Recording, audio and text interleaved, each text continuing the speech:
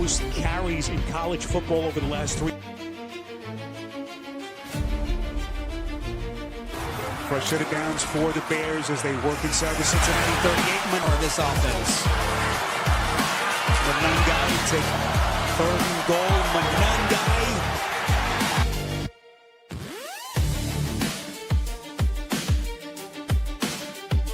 That's the hole. It's a small hole. It's a phone Penalty. Bears go back to the ground game. Monangai. You know, Ben Johnson has a lot of trust in their run game. It's in your young back. Monangai on the pitch on 3rd and 5. Monangai slips a tackle for handoff. Monangai.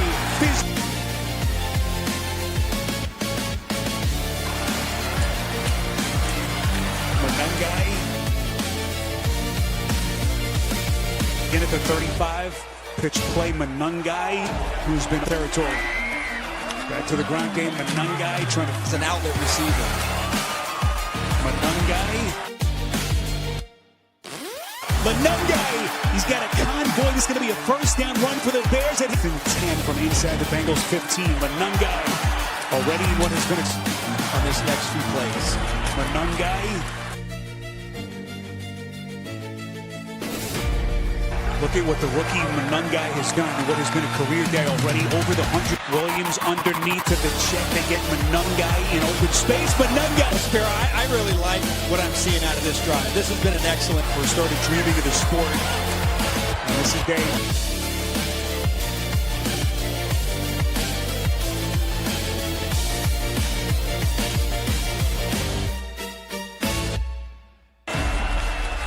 Monangai, boy, showing the stamina pass. Monangai cuts back. Monangai.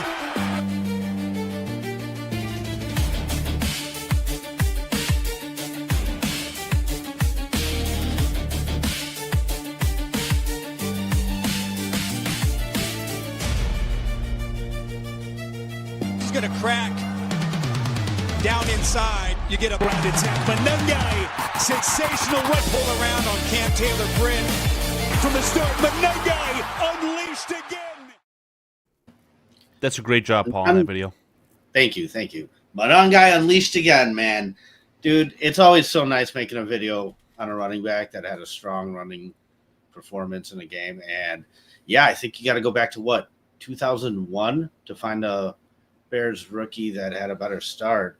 And that would be Anthony Thomas. I was going to say, are you putting me on the spot as the Michigan fan here? A little bit before my NFL time, for the record. Yep, a little bit before, yeah. But, yeah, Anthony Thomas. And I think he's the franchise rookie running back holder with that performance. So, yeah, Monangai number 2. I mean, dude, we saw a solid performance there. And what was it? 26 carries, 170-something yards, 176 yards. Plus, I think, like 30 yards receiving. Yeah, metaphorically, all-purpose yards, we're going to give him the 200 yards. So just nothing short of incredible, in my opinion. Yeah, awesome. Really, really, really good. For a 7th-round draft pick, okay, all right. I still would feel better if we were a little bit, more deep in that position. But, hey, man, you got the job done, and that's what matters. And, dude, when everything seemed to fail, I mean, I want to talk about this game for a little bit because, Shorty asked me, when are you ever going to be satisfied? Are you just always going to be pessimistic? No, this was satisfactory, right? Like, I know really? There's flaws. Yeah, really, because you overcame, you got it done, and you won the damn game, right? Like, 47 points from a Bears offense. I mean, Carl, that's a check mark, right? Like, when everything else failed and you had to lean on the offense, this time the offense came through. And now, can I spin zone you just real quick? Mm-hmm. Do you remember, I think it was occurring last year, but it started multiple years before, where Eberflus had that streak where his defense was not giving up more than 21 points a game for 20-odd games? Yeah. And how many games were we winning, right? So if you've got a defense who's only giving up 21 points, that's 3 touchdowns if you didn't know, Paul. I'm a math major. And you're still losing games with only 21 points conceded. Well, what's the expectation when your defense gives up 40? In my opinion, the Bears won the game, and the personal accolades from a certain tight end from a certain University of Michigan makes me very, very happy. But outside of that, I don't even consider what happened in Ohio a win. Like, it was a stressful game, to say the least. I do think that the Bears got robbed. I do think that Tremaine Edmonds got a pick six in the state of Ohio, but he got robbed, just like the Bears. Then the tomfoolery with the lack of awareness from Daniel Hardy, a 9-yard onside kick recovered by the home team. What do you think's going to happen? Joe Flacco, the statue, he can dice you up for 500 yards. So the recipe there, whatever you did in Ohio, that's a terrible recipe. You're never going to win many games like that. Overall, like I said, the personal accolades, especially from this rookie class, Ryan Poles sure needed it, right? I really like what I saw from Monangai too. And I just wanted to capstone that video that you made. In the highlights, it's almost like in the first minute of what you said, it was a 2-minute video, right? Call it the first minute of that 2-minute video. He didn't have all positive plays. He had a couple plays that were, I don't know if he had true negative yardage, but he got stopped for a 1, 2, 3 yard carry. But as the game went on, man, the kid really got better and better, it almost seemed like. And that probably goes hand in hand with your offensive line. Literally, I think PFF is touting guys like Jonah Jackson as the number 1 player at their position for that game that week. So maybe you have found your success recipe in the sense that I don't care the health of DeAndre Swift.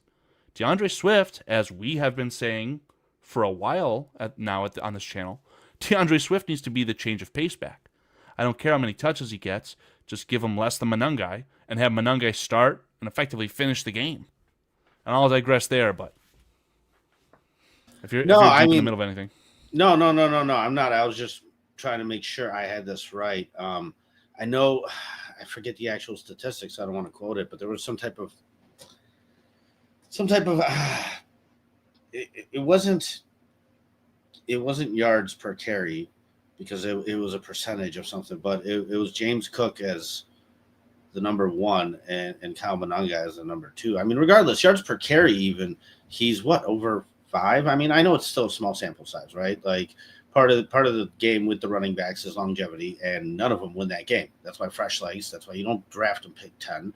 That's why, I mean, it's try and get as much as you can out of them in the first 4 years. So yeah, they could come in and impact right away, and that's exactly what we saw. But David also hinted at this a couple weeks ago when I asked, what are you impressed with? And he said, well, the run blocking from the offensive line.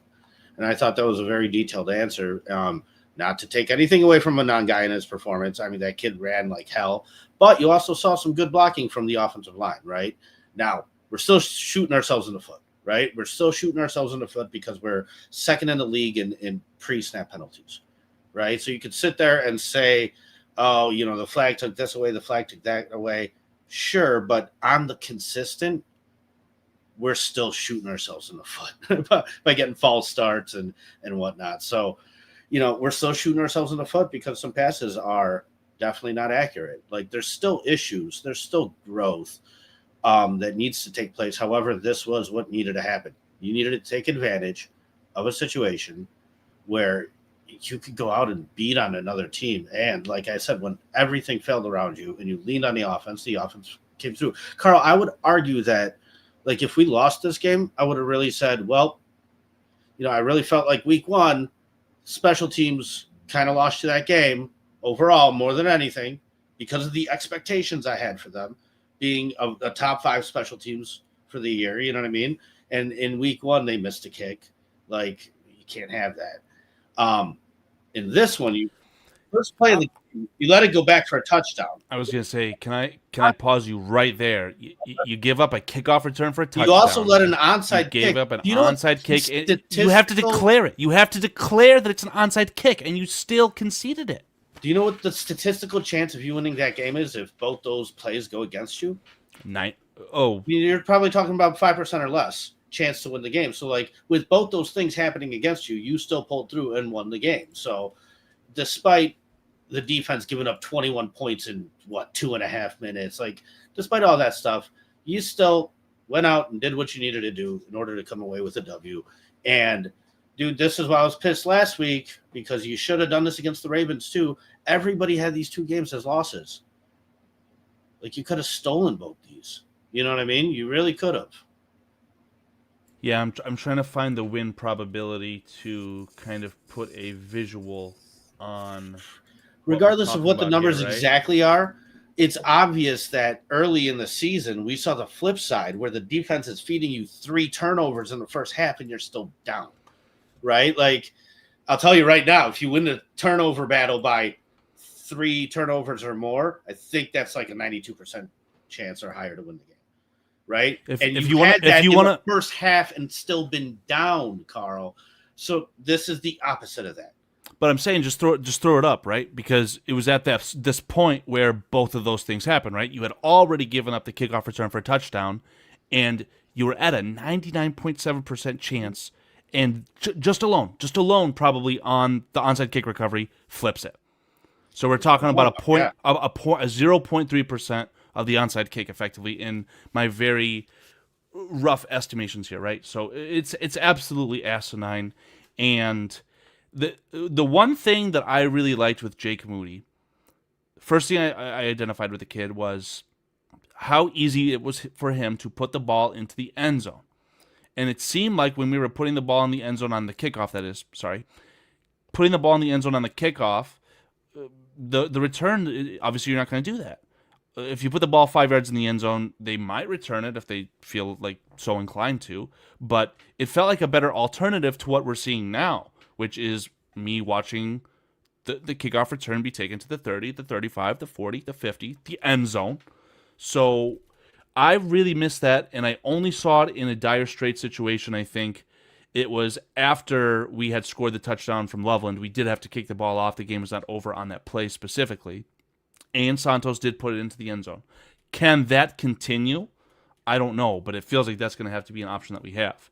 And I don't know if we're ready to talk about the kicker dilemma, but I want to get. I've made a chance. I want to get to the kicker later in the show, but I do want to sit here and kind of lead this into where Daniel Jeffries is leaving this into.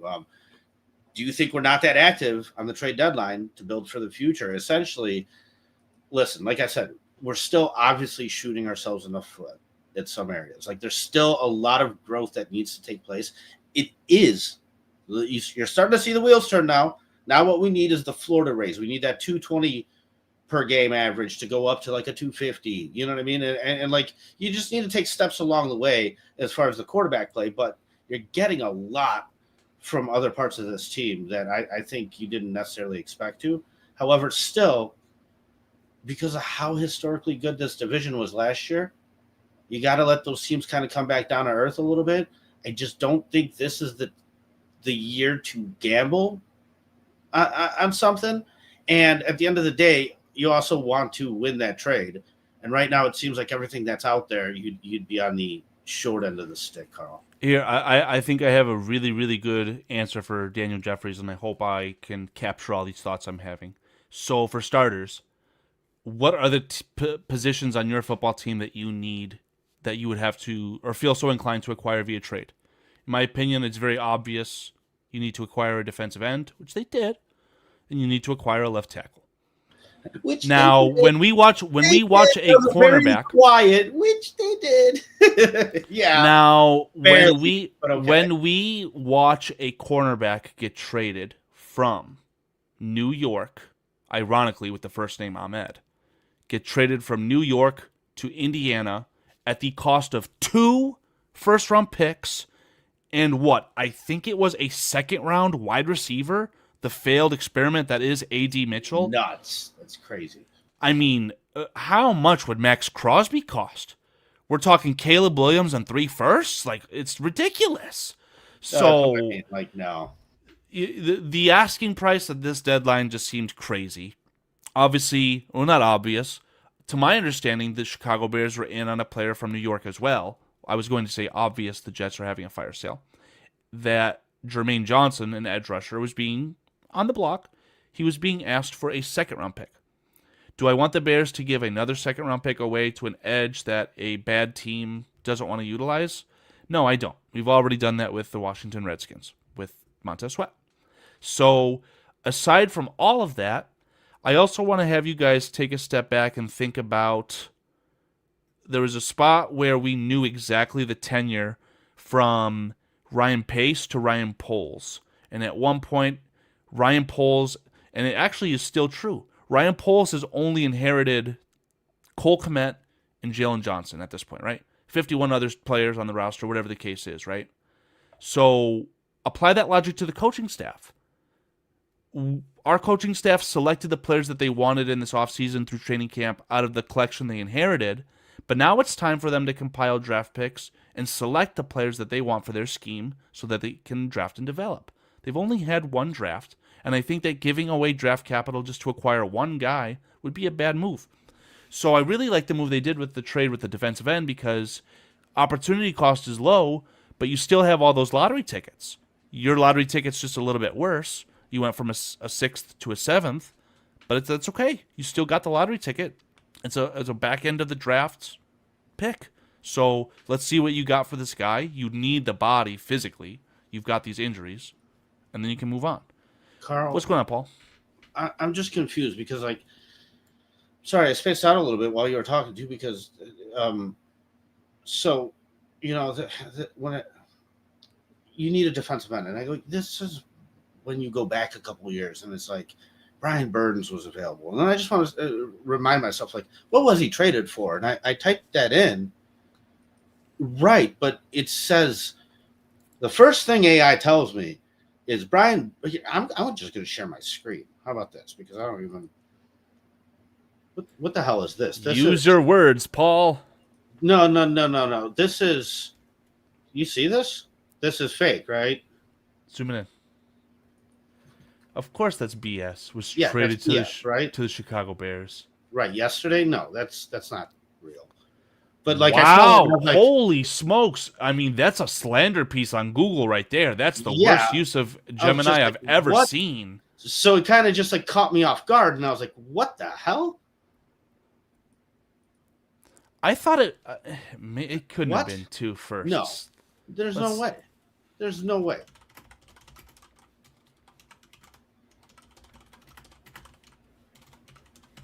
Yeah, sorry for that the has to be Twitter fake. fingers No, here. well, yeah, I don't know what the hell that is, but whatever. But it's the whole point of that is this is where, like, you've had opportunities. You know, it just sucks to be in this position where now, like, you need a defensive end, and all the defensive ends out there are guys that are, you know, they got the leverage, right? So the teams have the leverage. Like, I don't know.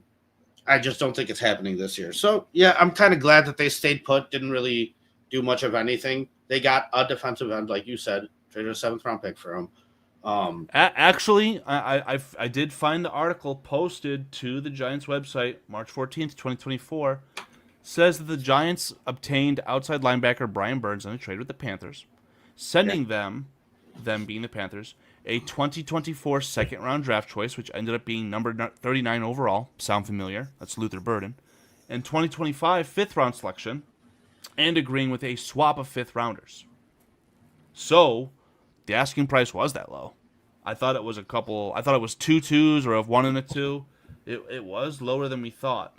The caveat here is that they had to pay Brian Burns a lump sum of money. And the caveat to that caveat is that Brian Burns is earning that money. So it was a good trade for them. Yeah, definitely. And it would have been a good trade for us too. But I mean, you know, we didn't take those opportunities when they presented themselves. And now, yeah, I'm not about to sit here and invest 2 first-round picks into anybody. Like, no, at this point, things are progressing. Things are moving forward. Like I said, there's still a lot of growth in plenty of other areas. And now, like, these needs are super obvious, like they have been for the last couple of years, but even more so. I swear to God, Carl, if you draft a safety in the first round, I'm going to flip shit. Like, go after defensive line pressure in next year's draft, period. Like, I don't know, man. Again, we've had this stupid, man. We've had this conversation. I have thrown this bone at you as the Michigan fan. There is a series of events that could lead to a legitimate, worthwhile selection of a safety from Ohio State in the first round. That's just the fact of the matter here. But Is it ideal? Not in any stretch of the imagination. To my understanding, from what Adam Mason has told me before the season even started, and as I see information trickling down throughout the college season, there are quite a lot of elite left tackles that should be had. And depending on how this shakes out, maybe you have these really bad teams like the Jets, like the Dolphins, that are going to be in a spot where they need a quarterback. And it's going to be that situation where I don't care if there's a better player, I just need a quarterback. And that hopefully the Bears will be able to finally take advantage of a situation like that. But honestly, I really don't think that the Bears are going to end up with a high draft pick. And they might not even have a winning record. But if you finish 8-9, you could be drafting 18th. Like, this NFL season is kind of screwy. So at the end of the day, it's all about the best player available. And it's a shame because I thought that's what we may have accomplished in this previous draft. But you look at Ozzy Trapillo, how is he going to fit into this mix moving forward? He's just going to be your rotational swing tackle, 6th offensive lineman, because this Bears team likes to use 6 offensive linemen at a time. It's what it's going to dissolve into, and that sucks because that draft pick, I don't remember the number anymore. It's a 2nd-round pick. It's a very valuable asset, in my opinion. It is, but I mean, there's still plenty of use for Ozzy Trapillo, and those guys do get hurt. Those guys do go down. We'll see how that all shakes out with him. He's on a rookie deal, so we have him for a couple of years. But if those guys are playing like they're playing, keep those guys out there. You know what I mean? Ozzy Trapillo can be a backup. That's fine. Yeah, I mean, at the end of the day, if you hired Dan Rochar and drafted Ozzy Trapillo with this weird propaganda smear campaign to bully Darnell Wright back into the All-Pro conversations, that there were some phantom All-Pro conversations from that player. We're talking top 3 right tackle in the NFC behind Penei Sewell, Lane Johnson. I'll take that all day, man. I mean, he's a 10th overall pick, I believe. You need to have a player be that good at that high of a draft pick. So maybe that's the perfect segue into Roma Dunze. I don't know if we want to talk about that Jag yet, but... Well, no, I mean, I want to give credit where credit's due. I've been bitching about Colston Loveland now for 8 weeks. 2 touchdown performance. Komet went out. He stepped up. Game winner. Congrats. Good stuff. Like, that is what is expected from a guy drafted as high as he was drafted. Dude, if it takes some time, it takes some time. I get it. Other guys come out and have immediate impact when they're drafted that high, but it's fine. I get the tight end position. If you wind up with a guy that can sit there and do that, fine. You know what I mean? Yeah. The easiest thing that I can explain to you, Paul, as a Michigan fan, especially in his final season, that Michigan offense passing the football was awful. But you had no one else. So what you're doing is chucking the ball to 84. He wasn't 84 in college, but metaphorically here, chucking the ball to 84. And lo and behold, again, I don't know if Colston Loveland hates the state of Ohio. What did you do when you were losing a football game with, call it 25 seconds left, right? You chucked the ball at a player that you could count on. He not only caught the ball, but he just didn't go down. Very easily could have just gone down on that hit. Scramble drill. He would have had the awareness to get that off. Do we want Cairo Santos taking that field goal? I know I don't. But God, I mean, he just bounced off the guy. I don't think it was a bad tackle attempt, but the guy is athletic as heck. And if you didn't know, Paul, Colston Loveland not only, what he did was he won Player of the Week. It wasn't Rookie of the Week. It was Player of the Week for the NFC offensively. Like, holy smokes. What else could you want from a 10th overall pick? I wouldn't say that it's been fully validated yet, that pick. I mean, I could say I kind of want Patrick Mahomes from a 10th overall pick, right? So, but I hear you. No, I hear you, dude. Kid came through in the moment in the game. Good stuff. Good job. Now, moving forward, like, dude, once again, this is yet another opportunity for a very, very winnable game. I don't think you're going to face many easier defenses after the Giants. I mean, think about it. You saw the Packers twice. Still got what? Vikings, Lions.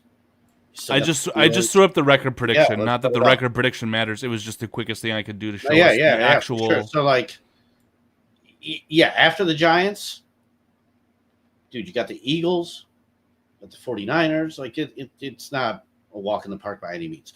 Pull this one off. You got to pull this one off. Yeah, I can't make heads or tails of these Vikings, right? I could tell you going to Minnesota is not going to be any fun. Are they an elite defense like what they were last year? I would say no. The Steelers are this just weird team, man. They got bounced at home against the Packers. They looked bad. And then you come out and you just deface Daniel Jones and the one-loss Colts. I genuinely can't tell you if that's an indictment on how bad the Colts are. Colts don't think they're bad. They're going for it all, trading for Ahmed. But that quarterback is boogeyman, Paul. So I'm a little bit nervous of that Steelers game still. As far as these defenses, though, I think you're right. Out of that list, the Giants are the worst. But what I'm excited for is you have the success. You have... I don't know exactly who's organizing it. It has to be affiliated with Nickelodeon. You got Caleb Williams dumping slime on Colson Loveland here. Let's carry that momentum into a home game against a team with a bad record that is missing some good players due to injury. This the title of the show, Bears gotta beat the Giants. I keep going back to that comment that I heard on the radio from Big Cat, right? Must win versus can't lose. Must win is worse, right? You can lose a must win. I do think that this is venturing towards the can't lose. And aside from a miracle from Jackson Dart, which again on the road would suck, I do think this is a can't lose at this point, Paul. Yeah, I mean, dude, they're not a good football team. They're not. If you want to be a good football team, like these are the ones you can't get caught up in. You know what I mean? And so, yeah, you saw what a good football team in the Ravens did. They said we could beat these guys with our backup and give Lamar, more time. So I mean, dude, it is what it is. But like, I'm impressed with, dude. It's like when you go back to Eberflus, right? You lost all those games where you had a 95% chance or higher to win in the last 2 minutes of like however many. Dude, that man should have played the lotto at that point. But it's because those guys weren't ready for those moments, right? Like those games were lost for a variety of reasons, but you could sit there and point to, oh, well, you didn't call a timeout here. Oh, well, why'd you run 30 seconds down against the Packers? Well, why did you do this? And the execution wasn't there on top of it, right? So that's no longer the case. Things are set up. Things are planned. I mentioned this with that hurricane drill kick, man. Like, I don't know when the last time I saw one of those was. Like, the execution was off. Cairo wound up coming short on that kick. But this wasn't last week. This was 2 weeks ago, right? But they ran out there in a couple seconds, got set up, hiked the ball, and kicked the ball. Like, they were ready for that. And it's nice to know that these guys are on the same page at least, or at least that there is a plan among the coaching staff and the structure there. And it is up to the execution now. And yeah, man, I hope it continues to a degree. We could use that pick six though, or that turnover from Tremaine Edmonds. But regardless, man, I want to see this team stop shooting itself in the foot. Like I want to see the pre-snap go away. Yeah, you're absolutely right. I think it's a good time actually to say hello to some guys in chat. I know you threw Will's name on screen. Hope you're still in here, buddy. Prometheus, very, very good to see you. And then Kink Buka World blessed us with his appearance today as well. It's good to see you, buddy. Yeah, I want to get into some of his comments. He says, doesn't it feel like the Bears have been on the road since the season started? Yes, it feels like the only home game that immediately comes to my mind is Caleb Williams' NFC Player of the Week performance against Dallas. Outside of that, in my mind, every single game has been an away game. And then I wanted to get into that slowly. I wanted to pull up the actual standings. Can I just comment on that real quick, though? Because it's a philosophy thing for me. Like, King, it's every year. It really is every year. It goes back to the 90s with Bill Parcells, and I keep repeating this quote over and over. More games are lost than won in the NFL. I watched Bill Belichick just have a team that didn't shoot itself in the foot. They just went out there and played clean, man. Like, as little flags as possible. You know what I mean? Execute to the best of your ability, obviously, but like the less negative plays, the less games you lose, the better off you are. And yeah, there's a lot of bad football out there, and there's not, much really good crisp football out there. That's why like that there is that defining tier. I feel like for the teams.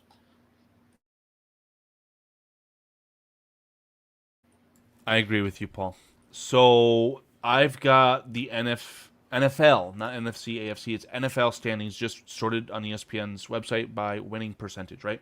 Real quick, you guys in chat, Paul, you can dispel me immediately, right? I'm going to tell you if I think that this team has a rat's ass chance at even just going to the Super Bowl, let alone winning it, right? Colts, no, I don't think that they have a chance. Patriots, yeah, they do. Broncos. Let me stop you after the third one, okay? The Broncos. Yep. Broncos, sure. Eagles, Okay. obviously. Buccaneers, yes. Okay, Seahawks, yeah. Bills, yeah. Everything else here, Rams, Packers, Chargers, 49ers, Steelers, these Lions have a rat's ass chance. But, like, I don't know. I'm thinking, what did King Buka say? 6 or 7? I think 6 is generous, buddy. Like, right now, there's just nothing standing out to me. And I find it hilarious that the Colts with Daniel Jones are pushing their chips in the middle of the table, right? Like Jonathan Taylor, I pray to God that Jonathan Taylor doesn't get injured, because if he does, and they have to sign Khalil Herbert off the street, and they have to rely on Daniel Jones to do the damn thing without A.D. Mitchell, good luck.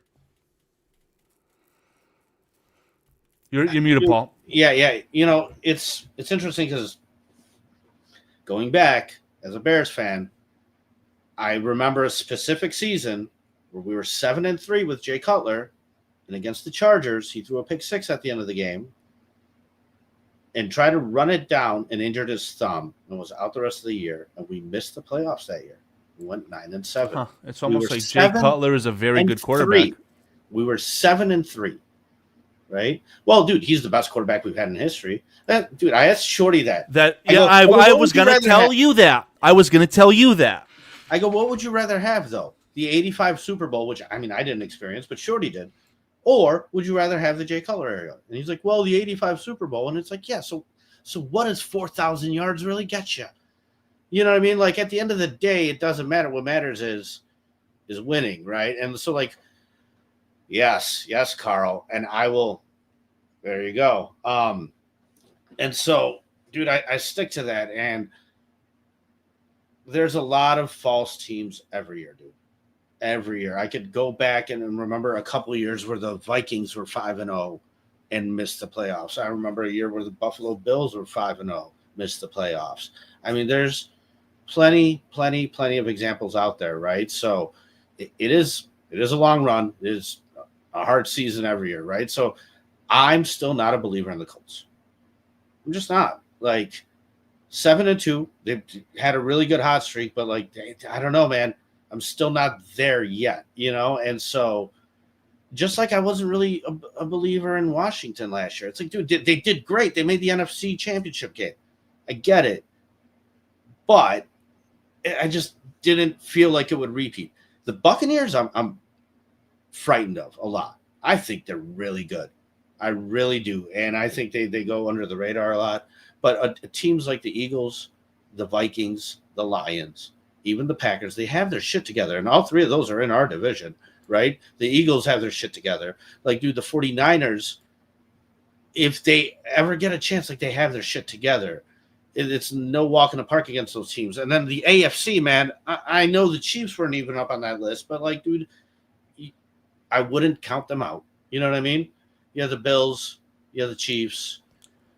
The state of this NFL just screams that the Chiefs are undeniably one of still the best teams. They're a top 2 team with the Bills, probably. What did I want to say?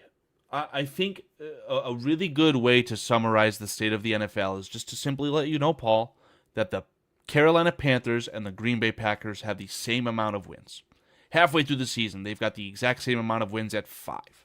And the Panthers just beat the Packers at Lambeau.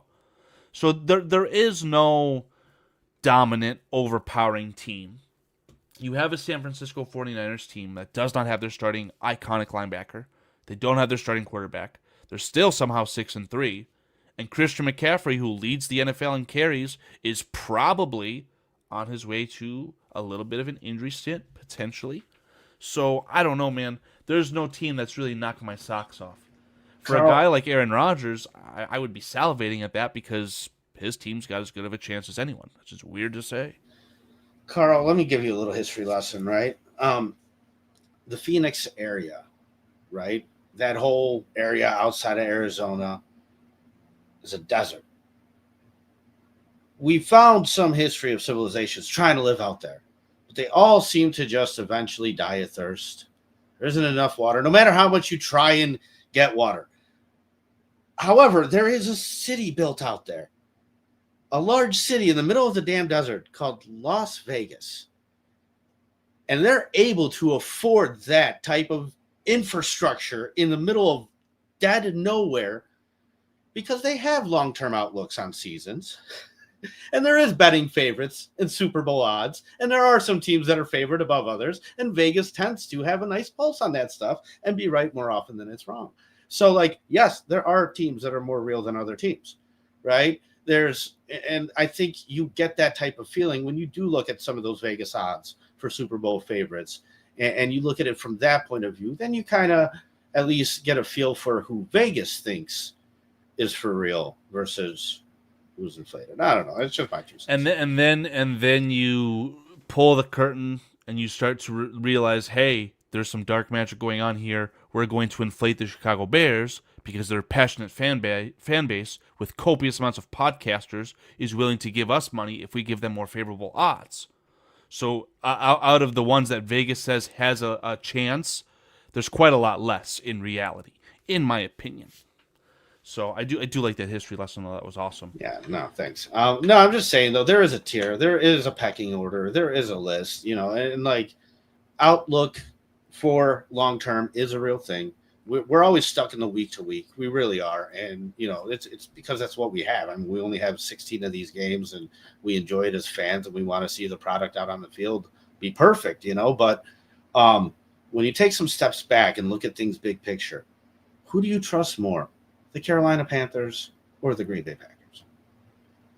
I mean, I know both outcomes are possible, right? But like out of 100 scenarios, the Packers wind up being a better team, 70% of the time? Like, I like 70, yeah. I mean, I'm still not clear on who has the better quarterback of the two franchises. I say that half jokingly.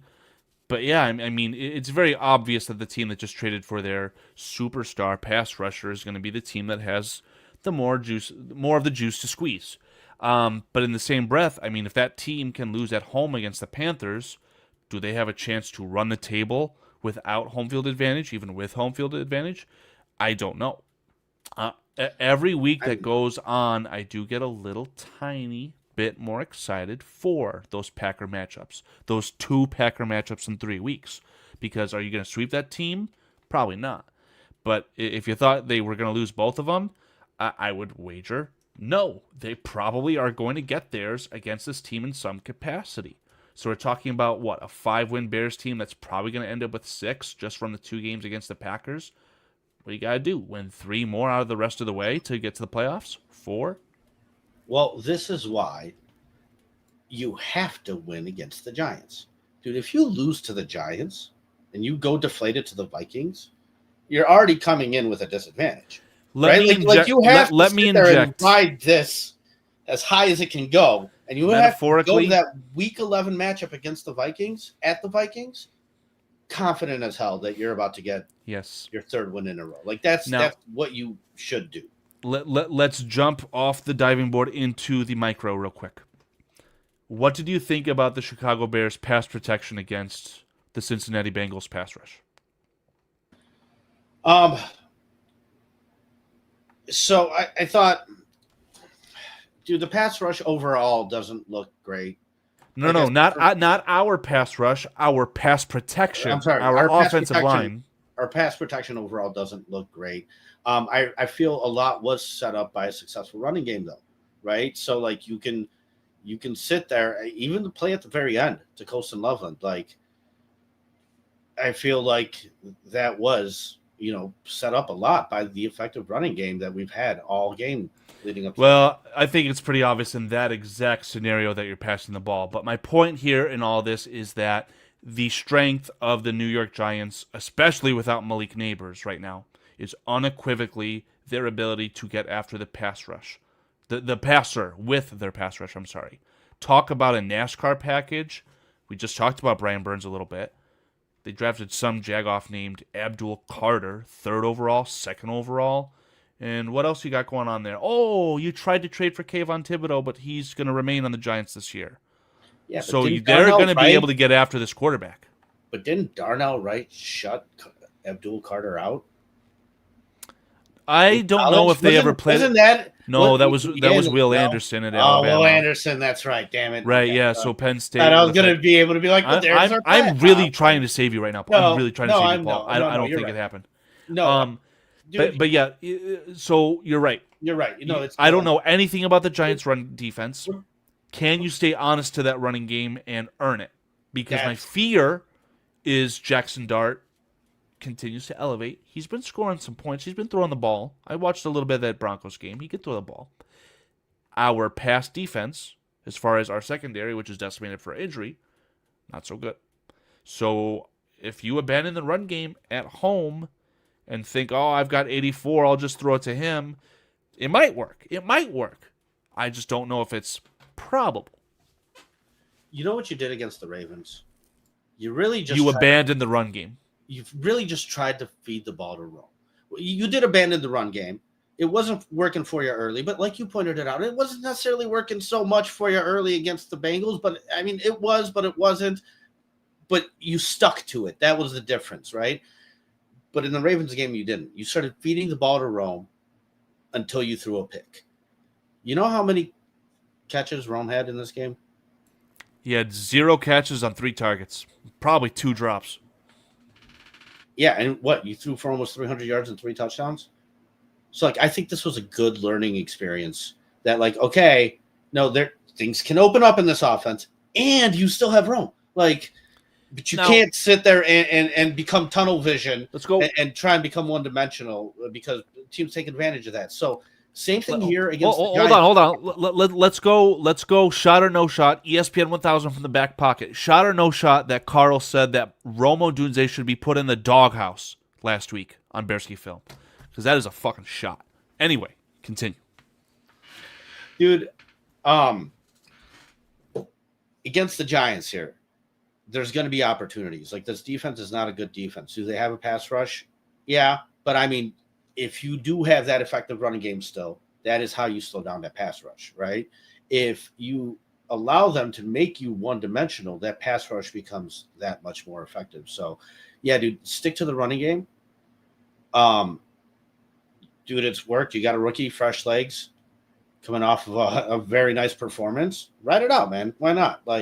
Keep it going. And, dude,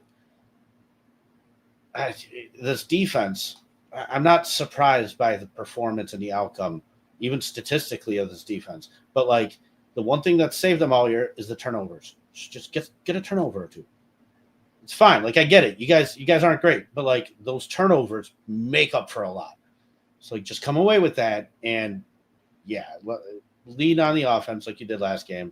Let's see this thing keep progressing forward. Yeah, and if you truly built your team in that manner, it kind of full circle here goes back to, okay, well, Ben Johnson was the archetype on this roster construction. If you're saying that we're going to just say, yep, the defense sucks, let's get turnovers to give the ball to our quarterback, seems like this franchise believes in the kid. So I'll take the David approach. You got to see more. The completion percentage wasn't good. But when I told you, and I said this last week, I still think that the honest-to-God truth on Caleb Williams is he's not obviously very good. He's not obviously very bad. He's kind of in that godforsaken middle-of-the-road category. But what pushes him towards the very good category is this repeat offender behavior with him taking your football team and dragging them up by the bootstraps. I know that's a very political term. And he finds a way to come back and win football games. I'll take that any day versus the empty 5,000-yard seasons that result in a losing record. That's all I care about. So if you pair a little bit more efficiency with a quarterback that you can trust in, you got lightning in a bottle right there, and it's very, very exciting. Rome Odunze, 2 catches 2 of those passes. That percentage is like 65%. And even 65% King Buka is not knock your socks off. I see what the point is, but the end of the day, if we want to talk about Rome Odunze, the cat cannot catch the football.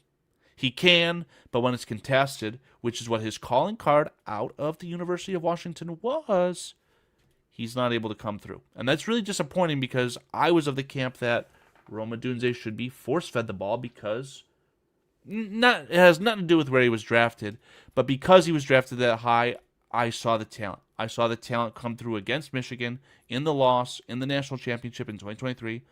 He burned Will Johnson a couple times. By the way, that Will Johnson guy's pretty good, huh? For anyone who watched Monday Night Football. A lot of tangents right there. All that to say, I'm very happy that Rome Odunze, you said it, Paul, learning experience, right? Can't force feed anyone. So much better to sling the ball around. But if you're going to have a safety blanket, naturally that term in the NFL is associated with a tight end. Your tight end's drafted 10th overall. If you got no guy open down the field, I would just look for 84. The cat really is starting to come through for you, Paul. Carl, preseason, we do our controversial predictions. Just throw some wild predictions out there. Mine was that Luther Burden would wind up with a better statistical year than Rome Odunze. Just throwing that out there, but dude, yeah, we're going on 45 minutes here, a little past, and I know there's some other shows out there that we both like to watch and participate in that are starting or have started. So I think, I don't know if you got any other closing thoughts or anything else to say. I was really trying to sputter this thing along for Nick. Let's see what he says.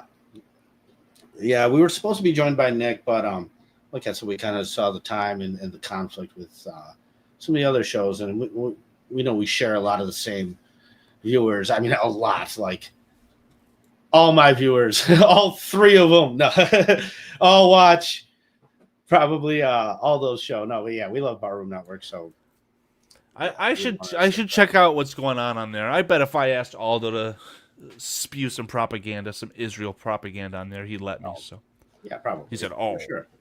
You're welcome. But no, man. I mean, you said it's a must-win. Do you think that they win? Are you predicting a win against the Giants, Carl? Yes. Yeah, it's one of your 6. So one of the ones I saw at the beginning of the year, and I was like, man, yeah, that's one of my 6. Get it? Like keep this here for a second, right? So, man, talk about the Redskins. What a terribly run franchise, right? I'll embarrass myself live on the air here, right? Last year, propaganda, false hope, RG3 2.0 to help you forget about Dan Snyder. Look at all you guys, haterade over here. You surrounded RG3 version 2 with 35-year-old men.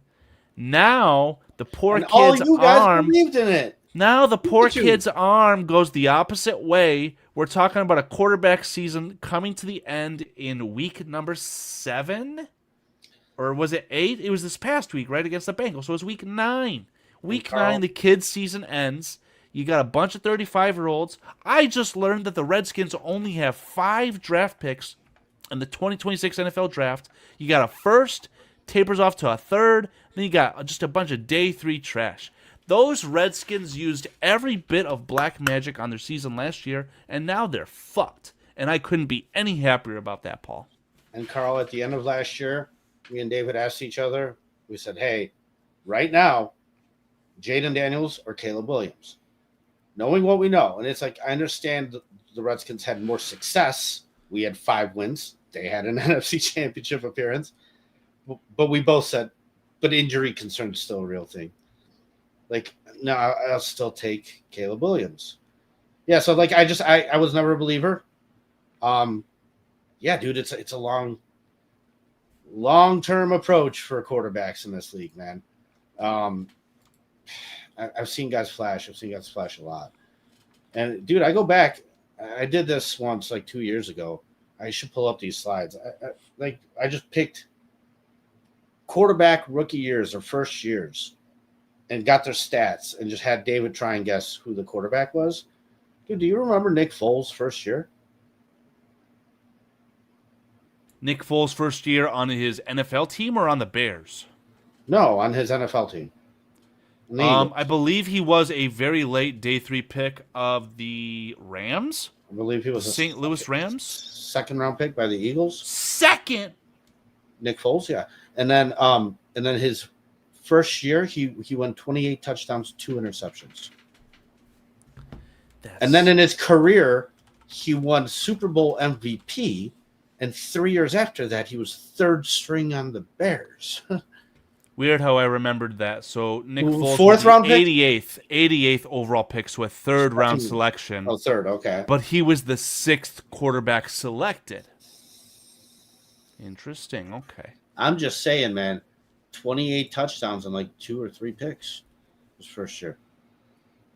So, and it was a flash. It was all a flash. Like, dude, it's a longevity thing. That's why you gotta climb the climb. You gotta win games along the way. And you got to see constant progression, and you got to see the floor rise. I'm glad we saw what we saw. I want to see more. I'm thirsty for it. We deserve it. So, yep.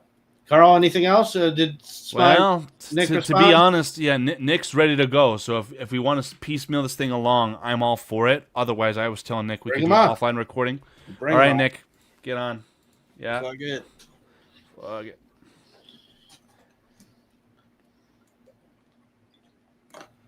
Yeah, we'll let Nick drive his narratives here. It's been a while since I've talked Bears with him on live, so we'll have to see what happens.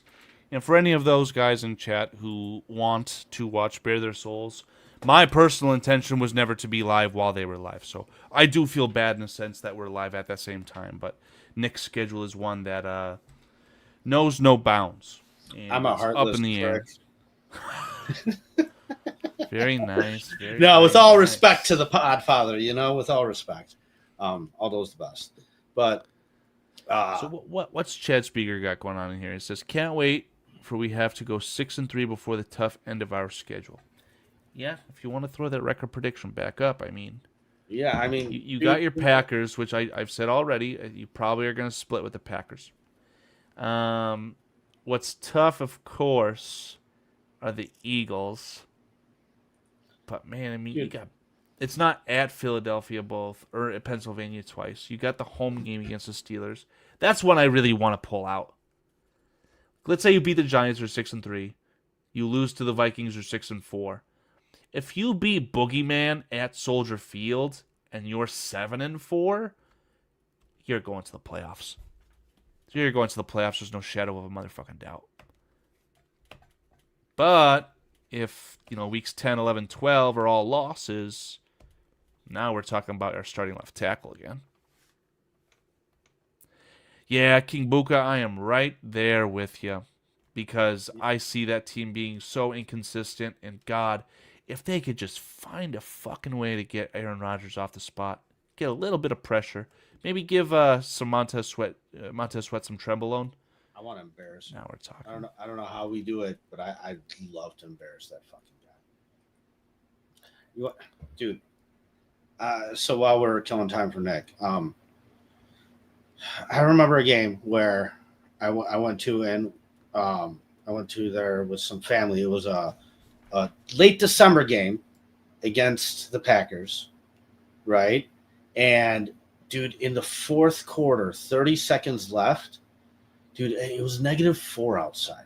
We got these 2 little kids with us that are freezing their ass off, and we tie the game with 30 seconds left. And we're looking at the little kids and going, see, this is what it's like to be a fan. Doesn't matter how cold it is. We're going to sit through overtime and blah, blah, blah, and this and that. And what does Aaron Rodgers do? Drops back 60-yarder to Jordy Nelson. And I was like, this guy won't even let me freeze. He won't even let me fucking sit out there and freeze. Dude, the hate I have for Aaron Rodgers. Nick. Oh, boy. Yo, what's up? Nick. Hey, yo. How are you, man? What's up, brother? How are you? I'm going to turn you down just a little bit. There we go. Good, man. Good. It's been a while. Yeah, it's been a little too long. Been a little too long for my liking. How's that Michigan tight end, Nick? He's pretty good. Yeah, Not bad. Pretty good. I'm gonna take He's a not quick bad. washroom break and let you guys hash it out a little bit. You know, get reacquainted again. All right, I'll be buddy. right back. Appreciate that. Well, wait a second. Is Nick still Oh, here? Can I hear I'm Nick? here. I'm- Paul's pulling the strings. There We we got it. We got it. There I Perfect. am. Are you in the basement? Yeah, always been in the basement. You got a TV hung up and everything. I'm liking what I'm seeing. Oh, this has been there. I haven't even touched the basement yet. Is that like an actual frame, or is that like a trim around that window back there? Because I That's, can't. trim, I think. Okay, I don't even fucking know. looks a little interesting. It's all Well- getting redone. Ain't nothing staying. I don't want to repeat myself with anything that we and Paul have talked about. I mean, what are your problem. general thoughts on the game, the Bears? Where are we at? I'm honestly kind of sitting where Barstool Big Cat's sitting. I don't know if you listen to him or have seen anything that he said. I keep referring to his, can't lose or can't Must lose win, versus can't must. lose. Yeah, Yeah. thank you. Yeah, that's the only thing that I've really heard from him that I really, really like. But I don't know his exact opinion on the state of the Bears. So where I'm sitting at aligns pretty much with what he's been saying for the past 9 weeks now, 10 weeks that we're going into now, is that we're on our way to being a good team, but we're not a good team yet. Like, he came in and I was right there with him too, being on like a 6 out of 10 expectation where it's like, show me. You've done all the talking. You had a good offseason. You hired Ben Johnson. You went out and got Grady Jarrett, went out and got Dio Dangbo, went out and got Olamide Zaccheaus, went out and got these players, went out and drafted, I'd say particularly pretty well. Obviously a whiff on Ruben Hippolyte in the 4th round. Kyle Monangai seems to be a guy that he got in the 7th round that we were all kind of hammering him to go and get Caleb Johnson, go and get Demi Martinez, go and get Ashton Genty, go and get Omarion Hampton, and Monangai seems to have been working out. He seems to be the bell cow back that we kind of all thought he was and was at Rutgers. Colston Loveland, I wasn't happy with the pick when it happened. I was a Tyler Warren guy coming out. I thought he fit the offense better than what we wanted to do, but I was obviously very, very wrong. And I've been seeing a lot of Hold the on. discourse. Let me inject you right there, okay? Are you seeing what's happening in Los Angeles with their rookie tight end?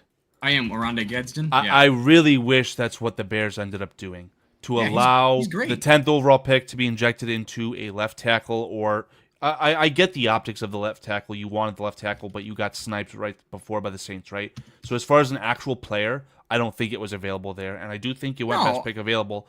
But the optics, right? I don't care what it is. Inject a lineman on the offensive or defensive side at 10th overall and get a receiving tight end in the 5th round.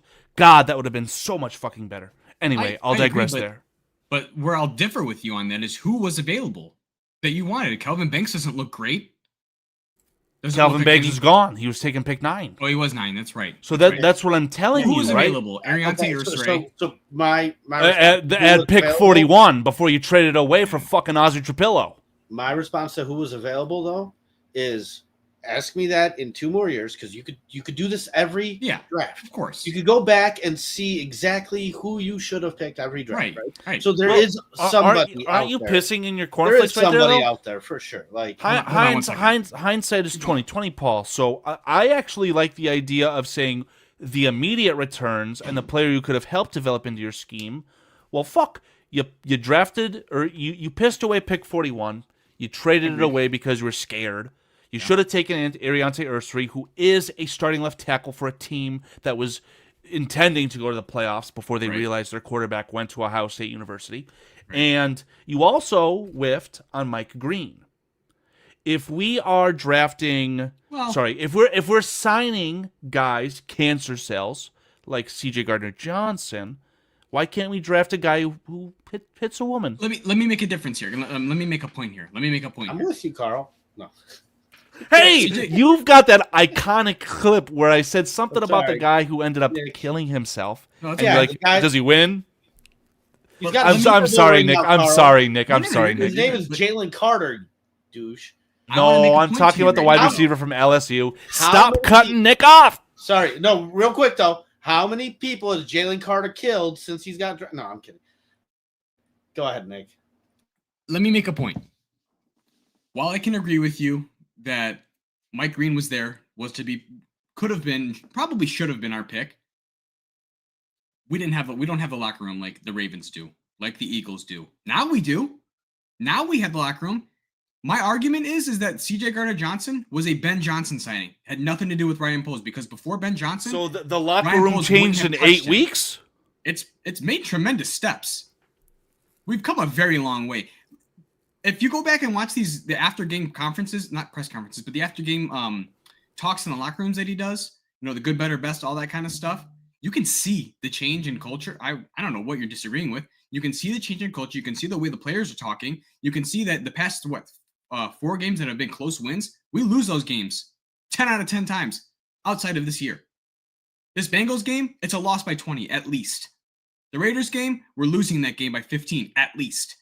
The Commanders game, we lose that game by 10 at least. Or fuck it up and let up a Hail Mary at the end of the game. Thanks, Tyreek Stevenson. But there's no way you can argue that the culture in the locker room hasn't changed, because it has, in a very, very, very positive way. We lose this last Sunday, undoubtedly 100% outside of this year. So just you 100%. saying that in 8 weeks the locker room got better, I think that over the course of 8 weeks, this coaching staff would not have allowed Mike Green to have the locker room become worse. Well, I agree. I would agree with that 100%.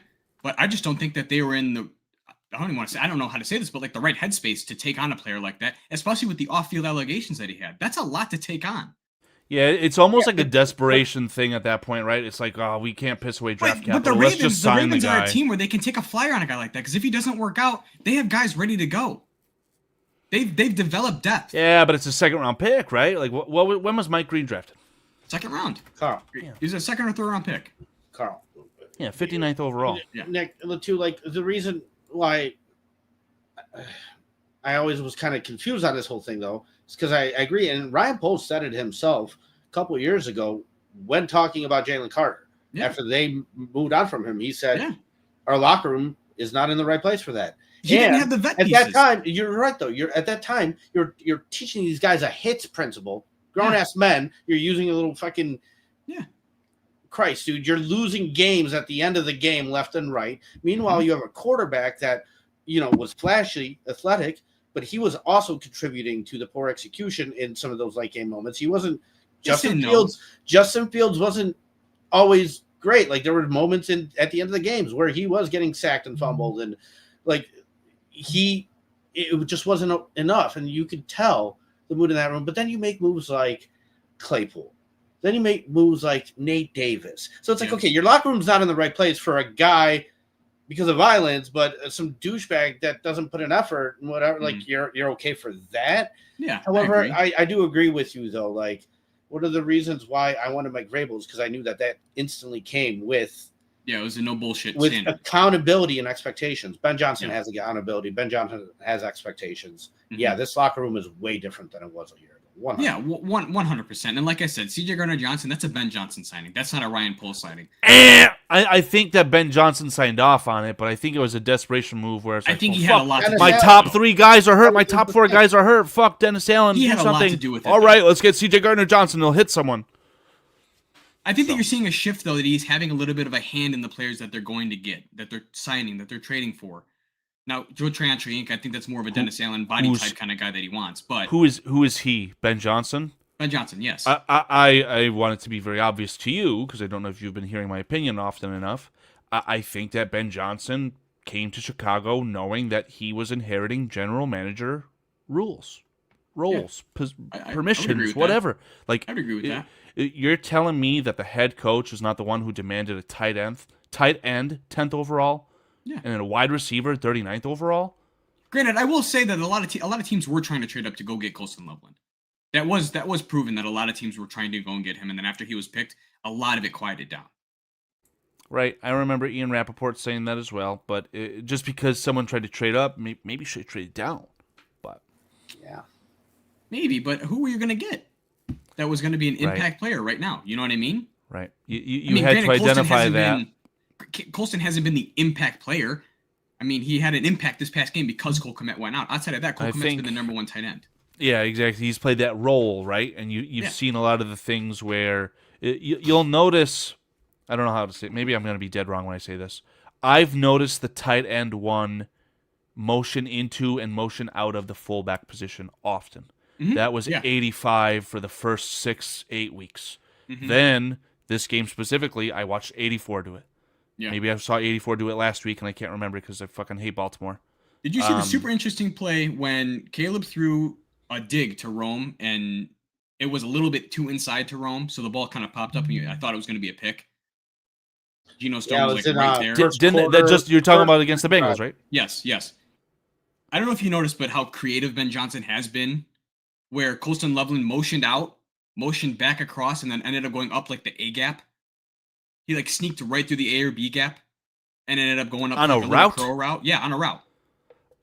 No, I can't say that I know that off the Chrome Dome there, but yeah, I believe it. I mean, unfortunately, I wouldn't say. I hate saying that's the expectation, but I think it's very plausible to say, well, you hired Ben Johnson, gave him all this money because he's a top 5 offensive mind in the NFL. This past Sunday, he showed you that. Past Sunday, he did exactly that. This team's not scoring 47 without Ben Johnson. I'm sorry. It's not happening. Offense, not even team. Yeah, offense. Yeah, this offense, and this is, I think, the first time. I don't want to say maybe the first time, but in a long time, I can say that the offense single-handedly carried the defense. Single-handedly. Granted, the defense got 2 picks. That's awesome, but I mean, the one was to Nashawn Wright at the end of the game, which whatever. And Tremaine Edmonds made a great play on the one where he probably should have went all the way to the house for 6, but because of a stupid fucking rule, he is touched on his way down before he even has the fucking possession of the ball. But Nick, it was maddening to me because, I mean, I kind of understood that this team was in a position where you are built through the offense, you are built through the quarterback. However, it's still all young, right? So, like, the overall hope is that this high turnover ratio that Eberflus had with this defense, that you can continue that to some extent, that it is the players. But it was always obvious to me that at some point, this team's going to need to lean on the offense. And go that route moving forward, right? I wanted it to be last week against the Ravens, but I kept saying, like, we were in games where we're getting fed 3 turnovers in the first half and then still losing in that half. Like, what the hell? This was an example of exactly what I wanted. Everything went wrong. Special teams fucked you at the beginning of the game. Special teams fucked you at the end of the game. You got fucked by the refs. You came through. You leaned on the offense completely. They got the job done. Good. I needed that to happen. I did. The biggest difference in last week against the Ravens is those first 2 drives, or those are 14 points. It's a totally different ball game. Totally different. If they don't get 2 field goals, it's a totally different ball game. I agree. I wanted to just highlight Nick's point here. Brad Biggs posts, this is the first time in Bears history that the team has won, allowing 42 plus points. They were previously 0-40 when allowing 42 plus points. So yes, Nick, is this the first time that the Chicago Bears offense has single-handedly won a football game? Very plausible that the answer is yes. Yeah, and that's insane. Yeah, I agree. To me, it speaks to the philosophy I always have of the impact of the quarterback. When your quarterback is good, dude, you can make up for so many things going wrong. Like, that is the one position that could truly Band-Aid so much. And, yeah, man, like I said, I was so happy to see that happen and come away with a W, because now all those things are learning moments instead of being reasons why, we're on a 2-game losing streak. Like, nobody needs that, right? So, yeah, Nick, I mean, I'm not a highly technical person, and even if I lied to you and said, I've got NFL or not NFL, I have football experience, I played in college, all this crap, right? Like, I don't even care if that was true. In this conversation, the only thing that I would care about from a technicality standpoint is if you played NFL football. And even guys like Clay Harbor, like, I don't give a fuck about your opinion, but I'll at least listen. Yeah. But what I wanted to ask you, Nick, regardless of you having this professional opinion or not, is it even plausible to suspect that this Bears running game is as good as it is because teams are scared of the Bears quarterback and passing game? I don't believe that, but is it even plausible? No, I think it's just the offensive line doing their fucking job. I mean, that's really what it is. I was watching the Pat McAfee show with A.Q. Shipley, how he came on and was saying, that they ranked number 1 for the offensive lines for him this week. And it showed on the film. Every single play, they put somebody on their ass. Every single play. I think they had the number 1 rushing offense this week. They had the number 1 graded offensive line for running by like a good margin.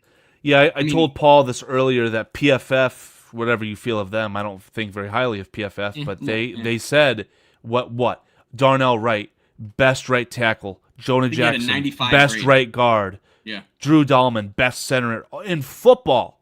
Mm-hmm. Take that for what it is, but your run blocking is knocking your socks off. Now, again, kind of repeating ourselves here, I told Paul, like, hey, your pass blocking on offense, I'm not very impressed with it. What's the one thing that the Giants can do from a Yes. talent-wise? They got they got two and a half really good pass rushers. You know what they can't do? Huh? You know what they can't do? Sack the quarterback? No, defend the run. They can't defend the There run you at go. all. They're like 24th or 25th in the league. So Just this reading is a put your head down and run the fucking ball game. And I think you stick with Kyle Monangai. I Yeah. think this is a game where you have to just ride the hot hand. Let DeAndre Swift be the 2 to the 1-2 punch with him and Monangai. I tweeted that out. I tweeted that out. I said, how can you take the starting job away from Anunga at that point? And it almost is like my Jade Walker argument that I had before he made the final 53-man roster, right?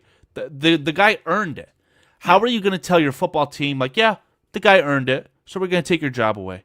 So, and to start this whole thing off, Paul had a 2-minute highlight compilation of Kyle Monangai. Mm-hmm. And just from watching those highlights, 2-minute video, the first minute, Kyle Monangai wasn't knocking your socks off immediately. He had some runs that only went for 1, 2, 3 yards. Yeah, but the vision though. When I was watching the last 60 seconds of the vision that was insane. Sure. The last 60 seconds of that 2-minute video, gashing. Kyle Monangai's just gashing. Yeah. Is that the offensive line wearing that defense down? Both. I think it's Probably. A lot of both. It's a lot of both. I heard this argument, and I wish I could remember who made the argument. It was someone in chat, one of the fellow podcasters here in our community. They said Kyle Monangai, the rap on him is he needs the touches to get going. Mm-hmm. Okay. Well, I mean, he got going pretty early in the game though. Yeah, He made some I dashing agree. runs You're not early in the going to game. have 200 all-purpose if you weren't getting going early. Fourth No, most carries in college football over the last 3. Pressure to downs for the Bears as they work inside the Cincinnati 38. Or this offense. Monangai to 3rd and goal. Monangai.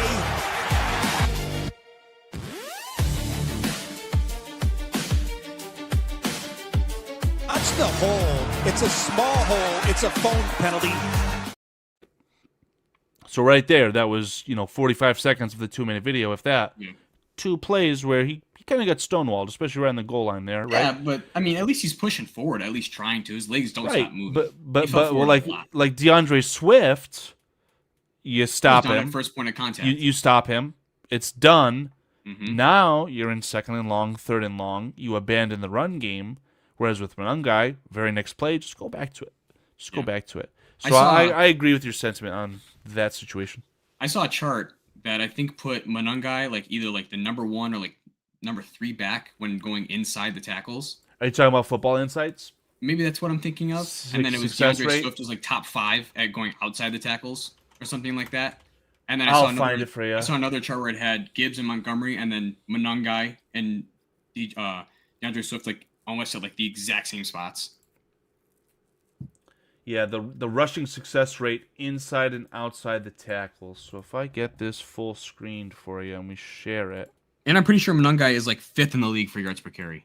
5th or 6th in the league or something like that, because he's averaging 5.3 a carry. Yeah, so I'll try and guide us through here as the very very obvious with these graphs, right? Top right good, bottom left bad, right? Mhm. So you've got my fantasy running back Woody Marks just awful, Yeah. right?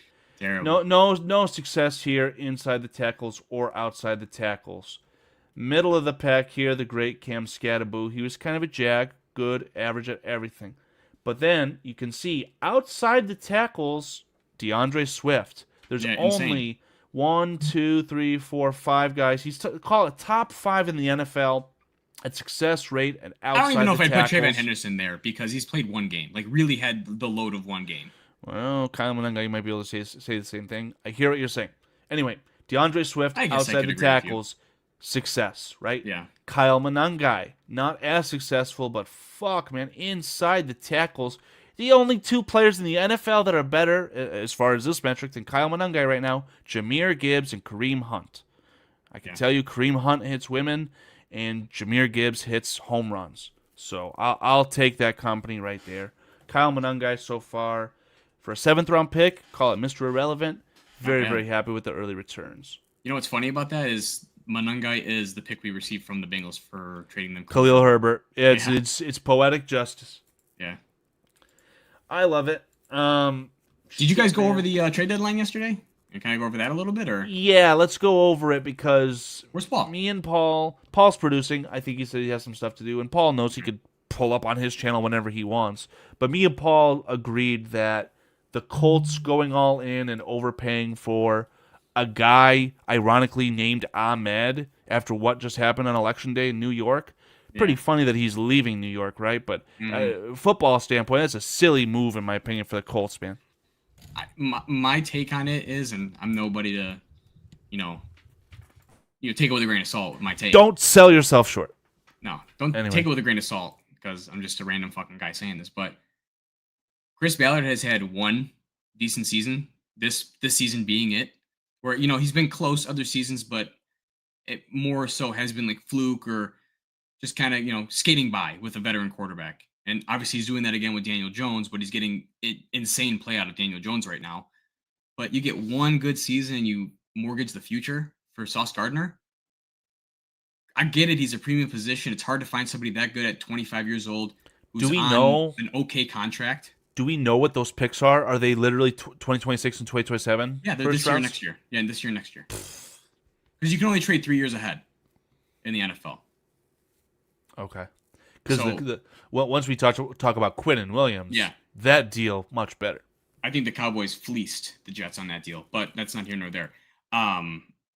I don't know. I thought it was a silly move by Chris Ballard. I get it. Go win now. If you don't win now, you look really fucking stupid, though. That's my thing. Because then he's on the books for what is he, $26 million a year, or something like that. Ahmed, yeah, I have no idea what that contract's he's- looking like. I It's think when the just- Jets signed him, they wanted it to be like an okay trade. Like we can trade him on this. Nobody's gonna find it too egregious. Like who they signed? Who just signed for $30 million a year at corner? Was it Stingley or JC Horn? Yeah, I was gonna say Stingley. I think it's Stingley, right? I don't Somebody. even know if Pat Surtain has gotten his extension yet. I think he might even still be on the rookie deal. I don't know. I think he did. I think it's like 27 a year. I think I could be wrong. Pat I don't know. Surtain better be the highest paid corner in the NFL. I thought it was a silly move. In my complete honesty, I thought it was silly. I thought that you're a corner away, but there was a lot of players you probably could have gotten and only spent a third or maybe a second round pick on.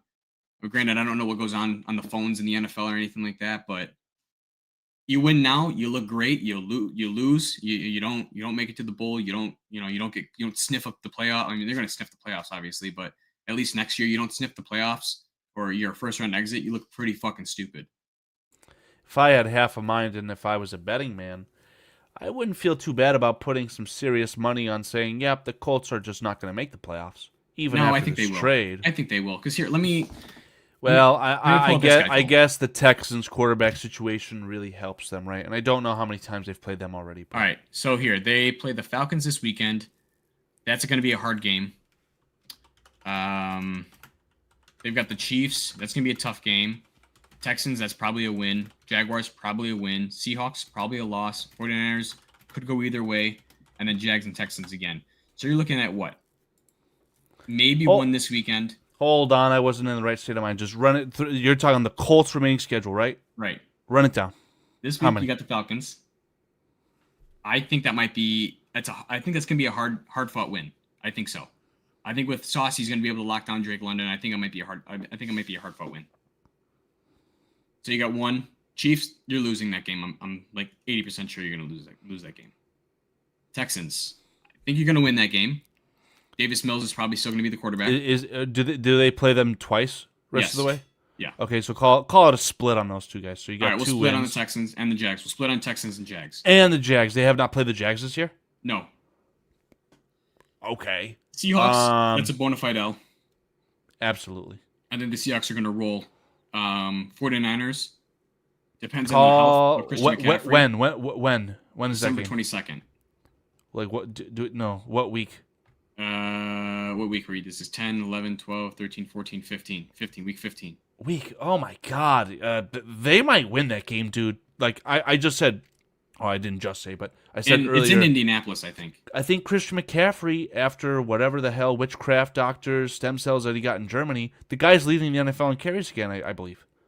Yeah. So But how long his is that yards per going to carry go is for? horrendous. How long is that going to go for?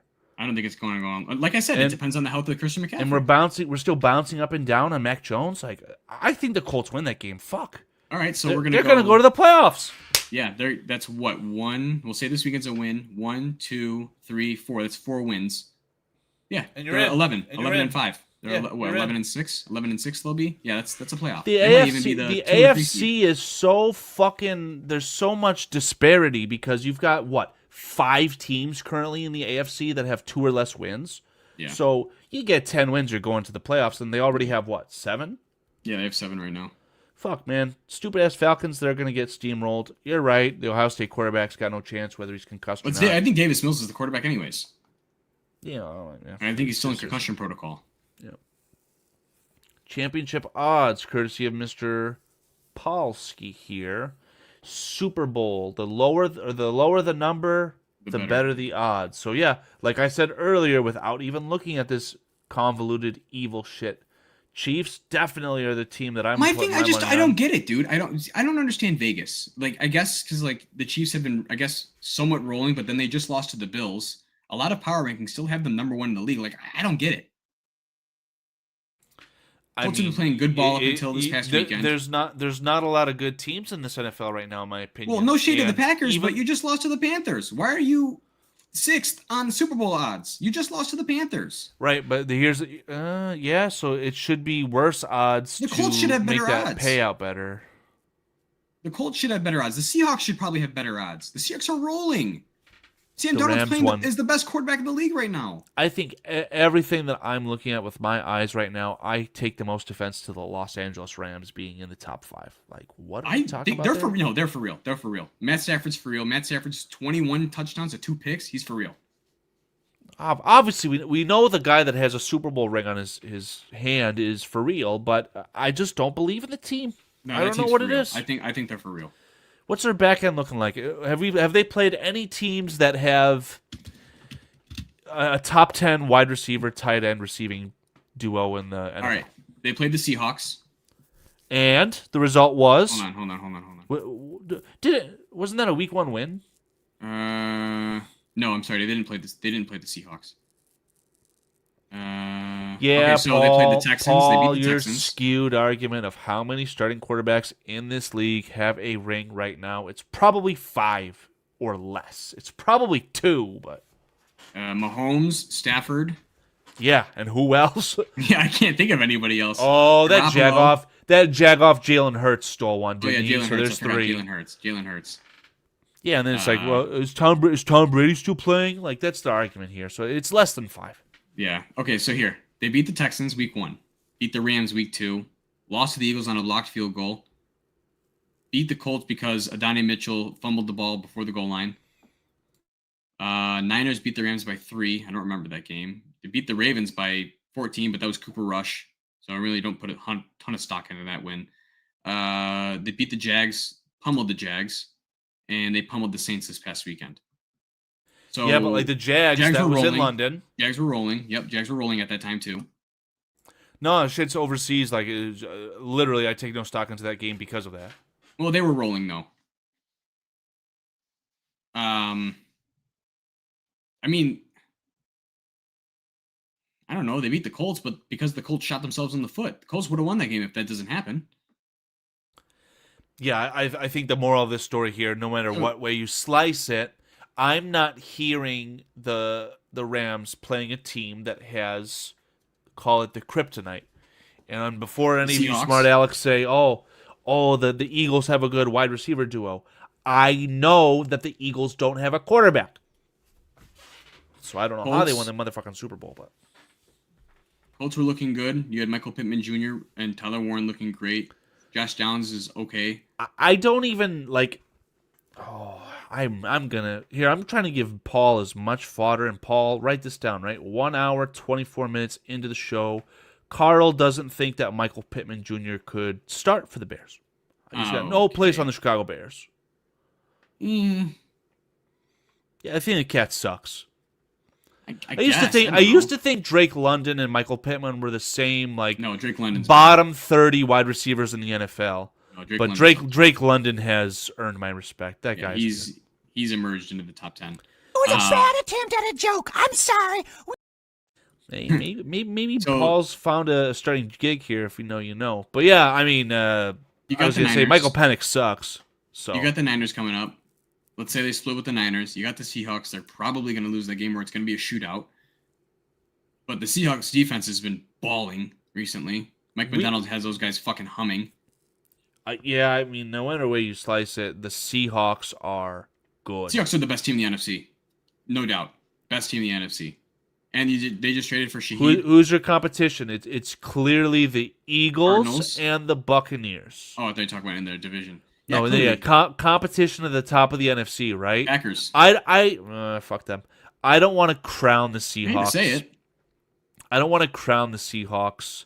They might win the number one seed. My ace in the hole on the Seahawks is on a 14-3 Vikings team when it really mattered. He sold. That quarterback looked like a piece of trash. I agree, but my argument is he's the number one quarterback in the league right now. He's playing like the number one quarterback in the league right now. He was playing good in Minnesota. He was playing great in Minnesota. Not number one like he is now. He's playing insane. He's out of his fucking mind right now. It helps you. What are you gonna say? JSN. You got better wide receivers in Seattle? No, that's a stone-faced lie. JSN is offensive line top 3. JSN's a top 3 wide receiver in the league. I think he's got one of the lowest time to throws.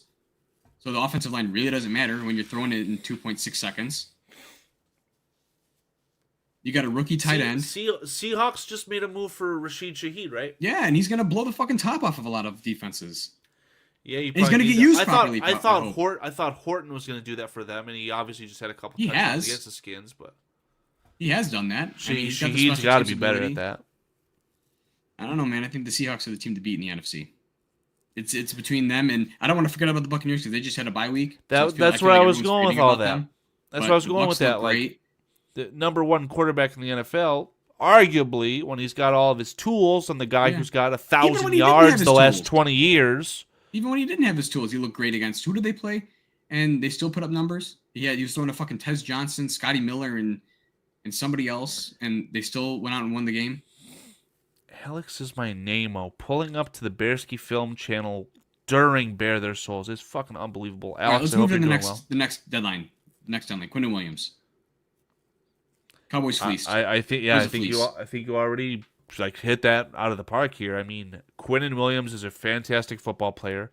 Yeah. We know that Eberflus has been looking for a 3-tech of that caliber since his time in Chicago. Granted, he did kind of get it in Kenny Clark. I mean, Kenny Clark's old, but he's not the way Quinnen is. The rap on that was that they wanted to be able to stop the run because Mozzie Smith sucks. Unfortunately, the Michigan man. So you got Kenny Clark to stop the run. Yeah. Quinnen Williams can stop the run, and he can get after the quarterback, which is even more important. Yeah. So I like the move of them acquiring them in a vacuum, right? Yeah. But the way it's structured is a 2026 second. No. Yeah. And a 2027 first. Of whichever is better between the Cowboys and the Packers. What? Yeah, so whoever has the worst season, they get that pick. Oh. So the tie is going to the Jets. The Jets get whatever. If the Cowboys if their Cowboys first round pick is higher than the Packers, they get the Cowboys. If the Packers is higher than the Cowboys, they get the Packers. The worst, higher meaning closer to pick 32. Yes. No. Closer to pick number 1. They get the better of the two. Whichever pick is better. Yeah. So when the Packers, who are going to be in a division with a much better Bears, I don't even want to prop up the Lions and Minnesota Vikings in this argument. Essentially, the Packers pick could be a top 15 pick, especially when that cortisone shot, what is it? What is the epidural? The epidural that Mr. Parsons is getting once that shit fades out. Maybe that guy won't be good. We already know the quarterback sucks. I think they're a quarterback away. The Pack. Yeah, Paul, make a clip. 129-38. The Packers are a quarterback away from winning the Super Bowl. No, I don't want to talk shit. They have our number. They've had our number for a long time. Damn. They have our number, so I don't even want to. You got to beat them. You got to beat them first, and you did it last year, I guess. But I mean, you got to consistently beat them. You really do. Yeah, Yeah, you Jared absolutely Goff's- do. Yeah, but hard to say that when he put 52 on our head. So I mean, granted, he crumbled honestly, in the NFC Championship, the division lot of- last year, but A lot of my takes have been coming true because if you throw up the record prediction real quick, Paul, I told you you're going to go into the fentanyl-laced house that the Lions built. They won't realize that they suck. And what happened? You got your bottom blown right off there. So I it helped predicted that they that took loss. it helped that long they took time an ago. L from the Packers. It helped. They got humbled. It Right. helped. It pissed them off. Yeah. They didn't know they sucked. They got pissed off. And they said, well, Ben Johnson's coming back. Can you imagine how many milligrams Hold on, I want to of go over this really caffeine? quick. I want to go over this really quick. Paul had us at 3-6, 3-5. Sure. What the fuck, Paul? What the fuck? You don't know the half of it, and it's funny that's happening on this show, but Paul and David very pessimistic as far as record prediction outcomes, right? Myself, my narrative on the season was always a slow start and a better finish, even against a better schedule once the offense figures it out. For all intents and purposes, and maybe this is a They question have. I should just straight up ask you, would you say that Caleb Williams is ahead of schedule as far as learning this offense and playing in it? Yeah, I'd say so. I think he's ahead of schedule too, man. I'd say so. Because, I mean, if you go back and they're not, it's not 1A and 1B with him and Jared Goff, but the first 6 games were horrendous for both him and Jared Goff. And now these next ones, I think Jared Goff had like a 17-1 touchdown to interception ratio. I think he was throwing like 68% or 69% or something like that with his first season with Ben Johnson. He's not percentage-wise there, obviously, because he's going to have those errant throws. And I think that's something that we're just going to have to accept. I think he's not the most accurate quarterback. He's not Drake May. He's not throwing 72%. It's just not going to happen. It's not. But I'd say he's either on track or way ahead of schedule. Yeah, honestly, that's a good take because what you lack with the efficiency, call it, right? We're not running the Cliff Kingsbury check down or run the ball offense. Caleb Williams can create, and sometimes that isn't something that you can coach. You No, it's cannot not. coach how to create at the quarterback position, create out of nothing, right? So him bouncing out of the pocket, some people will say, "Oh, he's bailing on the pocket too fast." Yeah. Maybe, but if the pocket was better, he wouldn't have to leave. So if you're giving him a reason, let him get out of there. And at Yeah. the end of the day, I said this to Paul. I said, I would much rather have this quarterback have this fourth quarter comeback gene than anything else. He Because does. the most important thing at the end of the day is winning the football game. And if you got a coach that understands that, can work with that, and doesn't fuck it up at the end of the game like Matt Eberflus did, like I said, I don't care about the optics. Just win the damn football game. And it seems like Caleb Williams is trending towards that, which is really exciting. Yeah, I mean, I think this past Sunday was Ben Johnson's best game as a head coach. 100%. Absolutely. I mean, as far as throwing up 50 points, haven't seen that in a long time, right? Not since Tressman. Yeah, no So- help from the defense either. I mean, picks That's what I'm obviously, but saying. no help from defensive or special teams touchdowns. That's a huge step. That's a huge Yeah, milestone. the defense didn't even give up as many points as you see on the screen because they gave up 7 on the fucking kickoff. Yeah. And then the last touchdown, I would equate to the special teams as well. Who gives Yeah. up a fucking onside kick that you have to declare for? Shit, man. When I think about this game in Ohio this past weekend, it's like, yeah, you got the win, but it doesn't feel like it. The only happiness that I'm starting to take from that game is Colson Loveland getting his achievements for not Rookie of the Week, but literally NFC Player of the Week Yeah. as a rookie tight end. I don't even know if Ditka did that. So, Probably. I mean, he had I'm 3 sure- I'm games sure over he- 100 yards receiving. Can we highlight Alex's comment here with the Goff? for our audio listeners, I don't think that applies for Bearski Film, but Goff was starting his 7th season and had been to a Super Bowl by the time he got Ben Johnson. Is that what we're talking about? Yeah, yeah. I don't know how often it's been said how complex and difficult Ben Johnson's scheme is. Doesn't matter that Goff's been to a Super Bowl. He struggled heavily the first 6 games with Ben Johnson. Whether he'd been to the Super Bowl, whether he worked with McVay or not, he struggled in that offense for a decent amount of time. So I don't want to take that away from Caleb because obviously, but Caleb's going into his 4th season, in the past 4 years with a different OC. Or I'm sorry, 3rd with a different OC. Went from Lincoln Riley to Shane Waldron, Thomas Brown, Chris Beatty last year, although I know Chris Beatty wasn't calling plays, and then to now Ben Johnson. That's a lot to get on your plate. Jared Goff was in the same offense for 4 years, right? Because it was his 5th year he got traded, I think. You're talking about in his time in St. Louis. Yeah. The Rams. Yeah. He was 4 years, right? He was drafted by Sean McVay, I'm pretty sure. Yeah, with the first overall pick. He was the first overall talk pick. about stability. I mean, there's this guy in the Bears Country podcast chat. His name is O'Toole. And just because he types elegantly in chat, Dan, the host of BCP, really likes the guy. And he always gets, O'Toole always gets pissed off at me when I just say the simple fact. Sean McVay knew that Jared Goff wasn't good enough, and he moved off from the guy. That's the fact. Yeah.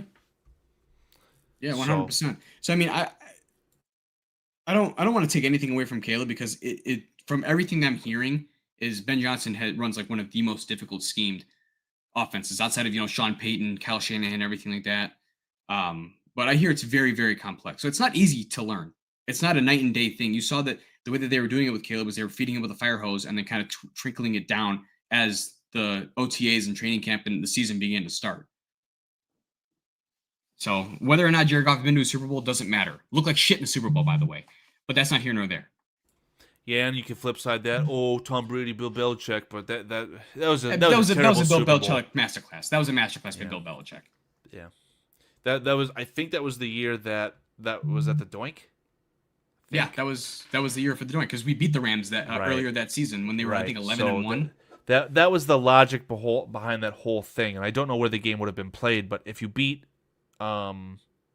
Eagles, do you go to New Orleans or do you go to St. Louis? I couldn't remember. I know it's Los Angeles. I'm just St. Louis was the 1 seed.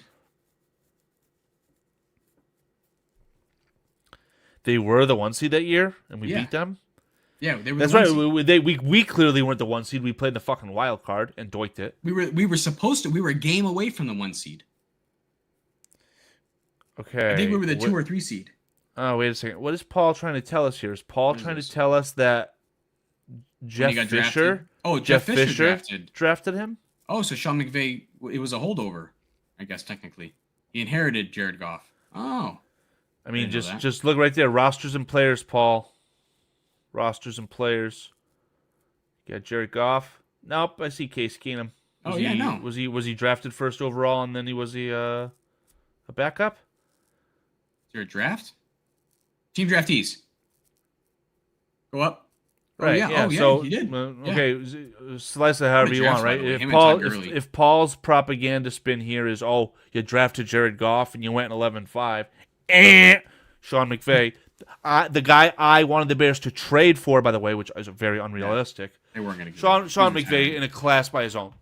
So O'Toole, I know you'll never hear this, and I kind of hope you do.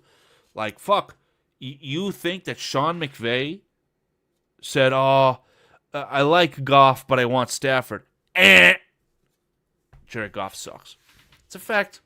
And what Jared Goff has happened? Played very good. What happened in Motown, Nick? What happened in Motown there? I watched the genius that is whoever the fuck that guy is who's taking over Ben Johnson's exact offense, right? Riding off the coattails. Yeah, John Morton. Yeah. Fuck you, John Morton. John Morton. I hear an argument is that it's Dan Campbell's offense, but it's Ben Johnson's offense. Oh my God. This is Ben Johnson's offense. I saw a picture of Dan Campbell dressed up as Marilyn Monroe for Halloween, so I don't give a fuck what anything he has to say. I watched John Horton, the genius, ask Jahmyr Gibbs for pass protection up the middle against 375-pound men. What the fuck are we doing here, John Morton? And you get the statue off the line, then he sucks. Jared Goff, I mean, you saw the Vikings. The Vikings were able to get to Jared Goff yesterday. If you can get to Jared Goff, he's not a great quarterback. It's very. You said it a lot more eloquently than I'm trying to say. I'm very much trying to ruffle some feathers at this point. That's an argument that you can make with Jordan Love too. You get him off his spot.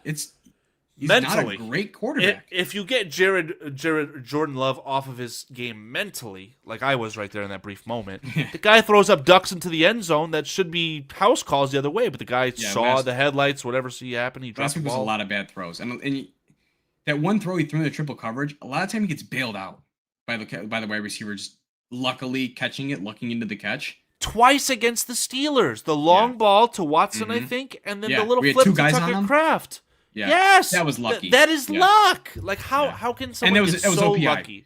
That was OPI and Tucker Kraft. He did a little push off. 100%. Little push off. But Absolutely, very good memory on that. And again, it's like, how can you're getting so statistically lucky that you're resulting in a contract like that? It's like it's the most crazy thing. Packers quarterback away. Yeah, I don't know, man. It's tough, especially to lose to the Panthers. Now the Panthers they look great this year, 5-4. Outside of the loss to the Bills, look great.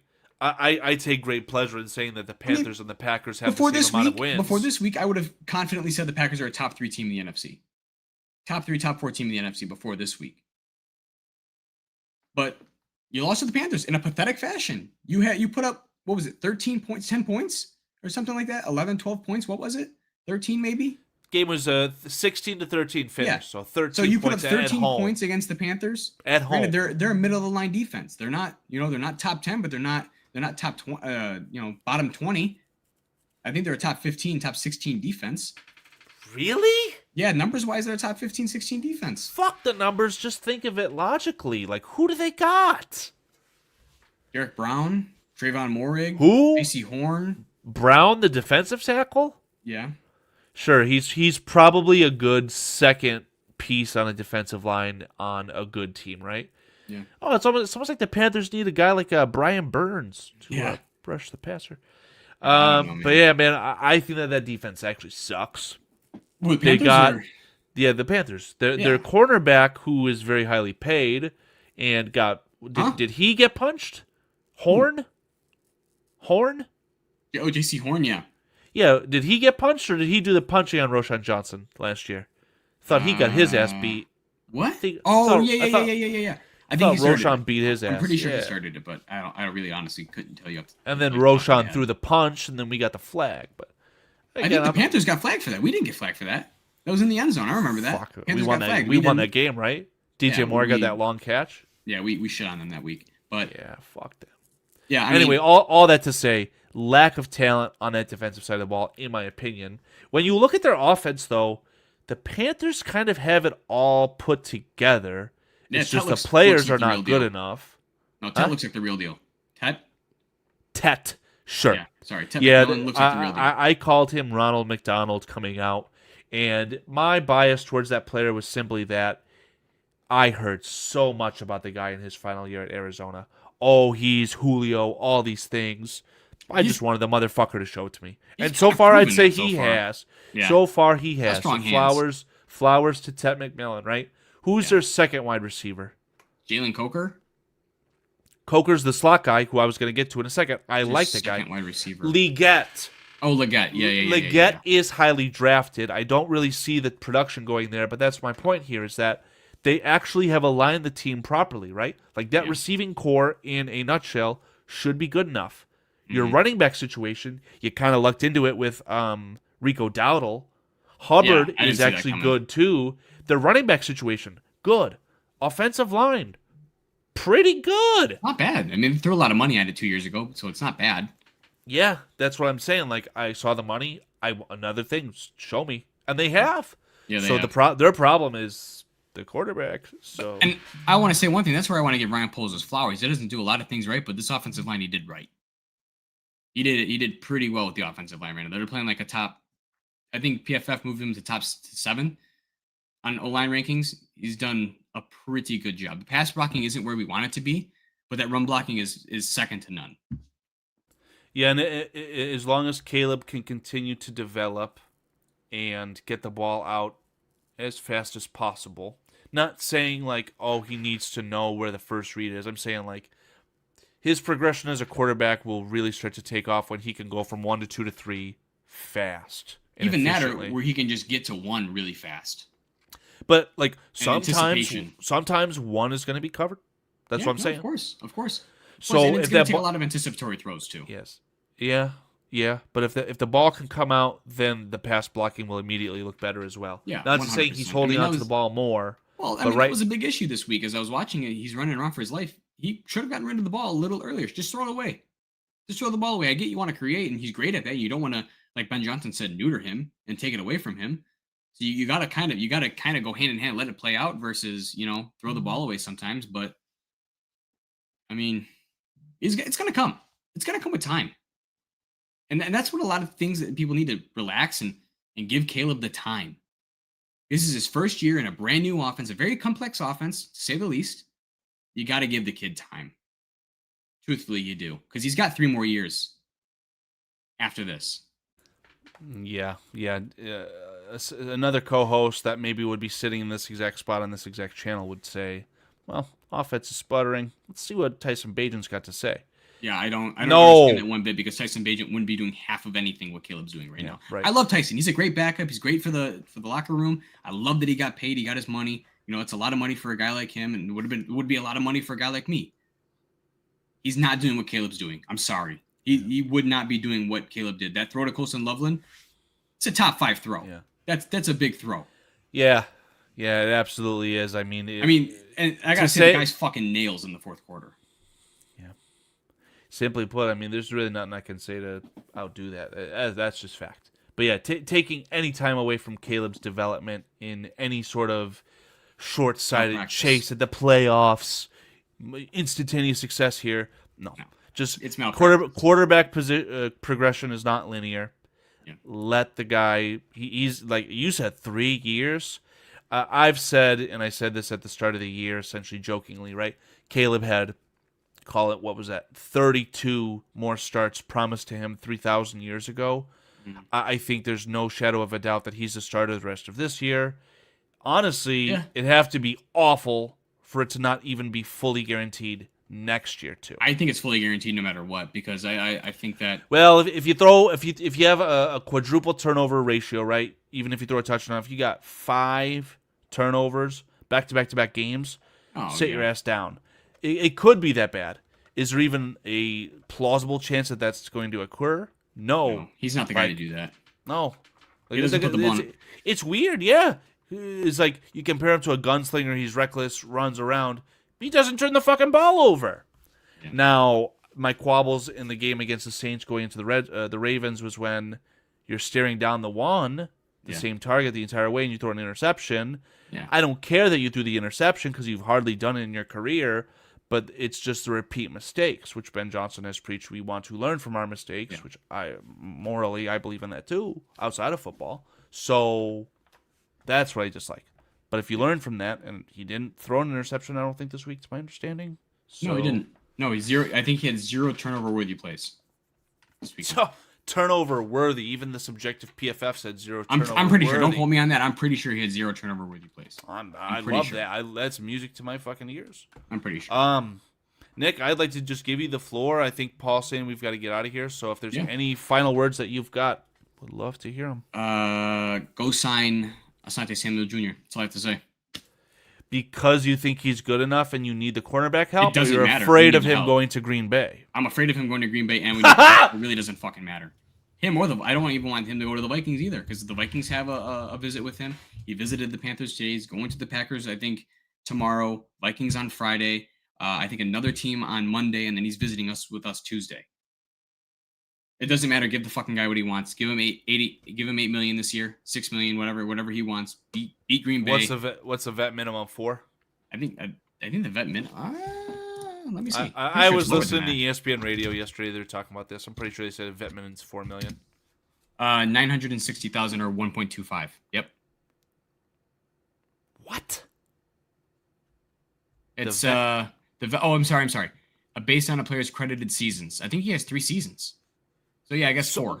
I guess close to 4. I think he's been. Been in the number. The number you just said per season. Per season. I'm sorry. Yes, it's 1.25 per season.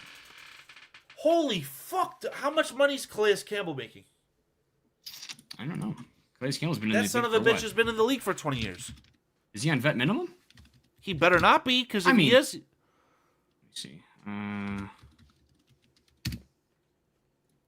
Calais Campbell is on a 1-year, $5.5 million.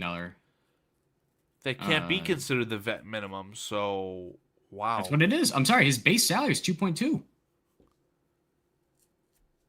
He gets a roster bonus I don't of understand any of this. 1.25.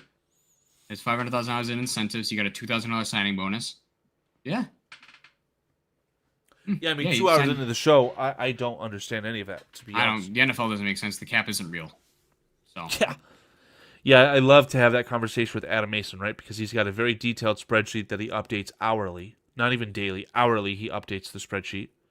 He could tell you, like, yeah, next year Bears got 20 missing players. They're sub 20 players from even the 90, from the 53, let alone the 90, and we're 30 million in the hole. Whereas I see the cap hit for Jalen Hurts in 2029 is $98 million. yeah, they're gonna do something So about that. the cap hit, or the cap rather, is in well and truly a fucking myth. If you would have told me Calais Campbell earned $150 million in his career, I would have called you crazy. He did? Yeah, Good for that guy. and he's still I playing was just great. thinking that, I was just thinking to myself, like, he's not doing this for money. He's just playing because he loves the sport. And he's doing And you very well. have to do that for so long. And now he's on the Cardinals, correct? Yeah. Hey, They 2 just sacks got- last week against the Cowboys. Oh, I didn't watch that evil game on Disney. Fuck Disney. Couldn't I can't even watch watch the it. sport. Yeah, you know better than anyone else Couldn't even what fucking we watch can it. and cannot watch on YouTube TV. I'm not fucking giving Disney no money. I need to cut the cord on their bullshit, but I got their legacy bundle. Whatever, I digress on that. Shame I have to go to TikTok to watch a football game. Anyway, wanted to cap that off with the Cardinals. Walter Nolan looks good. Yeah. So maybe great. maybe the Cardinals are going to make a run here with Will Johnson, who we should have picked at 39th or 41th overall. Great. But He my helped fear, right now. my fear here is that NFC West is going to have 3 teams come out to the playoffs. I would disagree with you. Okay, you said that the Seahawks are like the class of the NFC, so there's one. That's the division winner. Yeah. And you're talking Rams about the have Rams. a chance. You're talking about the have Rams. a chance. Okay. I don't believe Well, the 49ers are going to be a playoff team this year. Right. I mean, they have 6 wins already, which is a problem. So I don't know how Agreed. deep. Off the top of my head, I don't think the NFC is that deep. I think the NFC goes. I think the NFC. It's more muddled. Yeah, it's a lot of good teams though. Well, like average Decent teams, to- though. decent to good there's teams. there's no 1 or 2 loss. There are, but there's not as many 1 or 2 loss teams. It's not very obvious who are the bad teams right now. Like the AFC. The AFC looks like trash right now. So my point here, and I know we're getting long in the tooth. 49ers have 6 wins now. Yeah. Very plausible that the 49ers end with 9 wins. Yeah. Due to that's happenstance, exactly the argument I'm right? making So right now. is 9 wins enough to go to the playoffs in this NFC with 7 think so. positions available? I think 10. I think 10 is what gets you in the playoffs. 10 or 11. Because let's go to the NFC. Let's go to the NFC right now. Oh boy, Paul's gonna love this. Let's go to the NFC. I standings right had now. it open too. I had Okay. NFL standings open. Eagles 6-2, Packers 5-2, Lions 5-3, us 5-3, Bucks 6-2, Panthers don't know how the rest of their season is going to go. They could fall off a fucking cliff. 5-4. And you have the Seahawks 6-2, the Rams 6-2, and the Niners 6-3. So you have 1, 2, 3, 4, 5, 6, 7, 8, 9 teams with 5 or more wins in the NFC right now. Here, let's make this very obvious, right? Because 2 aren't going to make it. I don't know if the Bears are gonna win the NFC North. No, they're not gonna. They're not gonna. Are we saying it's the Packers? Are we saying it's the Packers? Or are we saying it's the Lions? I think it's gonna be the Packers because of the tie. Okay. The tie is gonna help them. Your division winners are the Philadelphia Eagles, Yep. the Tampa Bay Buccaneers, Mm-hmm. the Seattle Seahawks, and the Green Bay Packers. Right. And that, unironically, are the top 4 seeds as far as winning percentage. Makes it very easy. So you're saying Rams sneak in as the 5. Mm-hmm. Who's your 6 out of Either San us or the Francisco, Lions. the Lions, Bears, Panthers, If we split with the Lions, Vikings, if Cowboys. we split with the Lions, it could be us. Cowboys aren't going to sniff the playoffs. I would not hold your breath on that. Cardinals are 3-5, but No. if they go to 4-5 and we go to 5-4, then it's like a toss up at that point. I don't think so. Who do the Cardinals have this week? Cardinals have the Seahawks. Yeah, they're going to 3-6. Yeah, I'm not banking on the Cardinals. It's going to be between us and the 49ers, Lions. Jaguars, Bucks, Rams. They got to play the Rams twice, so those I Rams are going to the fucking playoffs. I think it's going to be between the Bears and the Lions because the 49ers, their upcoming schedule is Cardinals. That's a win. Fuck me. Panthers. That's a toss-up because the Panthers might still be playing good ball then. The Browns have an elite defense. Titans. That's a win for them. So look at this. Might lose us and then the Seahawks. You're looking at 1, 2, 3, maybe 4 losses in your next 1, 2, 3, 4, 5, 6, 7. You're going 3 and 4, 9 and 11. No, I'm sorry, 9 and 7, 9 and 8. I'm stammering here. I have no idea. 9 and 7. I wanted to read off the teams that the Lions have to play. So after they beat the Commanders on November 9th, they will have the Eagles, Giants, Packers, Cowboys, Rams, Steelers, Vikings, and Bears. I see some wins. I see some losses. Do you think they're going to so. beat the Eagles this weekend? Oh, the Commanders. Yeah, Sorry. the Redskins, they might not win again the rest of this year. No, they won't. Team sucks. Yeah, they're Team decimated has sucked. right now. So you've got the Giants Fuck who are the frisky. Redskins. Giants are frisky with Jackson Dart.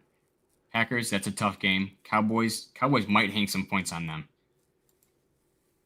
Rams, that's a tough game. Steelers, that's a tough game. Vikings, that's another tough game for them. They just lost to the Vikings. And then you got us. Yeah. I mean, I think this is the best way to end this episode. Alex says it will be insane if our last game of the season is home against Detroit, and that is I thought the a last game was pseudo against the Niners. playoff game. No, 17 the week 17 NFL always Niners. wants your last game of the year to be a division opponent. So Yeah. that is a perfect way to put the end of this could see episode, in it. my opinion. I could see it. Baby I could see it being steps. an offensive masterclass. Baby steps, back to the micro, back to Kyle Monangai being the healthy running back number 1, back to DeAndre Swift being the hopefully healthy change of pace running back number 2. I don't care about Roshan Johnson anymore. Britton See you Brown get later. into the mix. Get your running backs on this treadmill. Establish the run, and get some fucking turnovers against the rookie quarterback at home. Why don't you? I dare you, Dennis Allen. I dare you. All right, Paul, cut us off before we continue to stammer on here because I have a feeling I you're keep going to do going. that for a while. I'll keep going. Good protection. Lines it up for DJ Moore to the end zone. Touchdown! Take the shotgun snap. Late pressure fired. Buries him.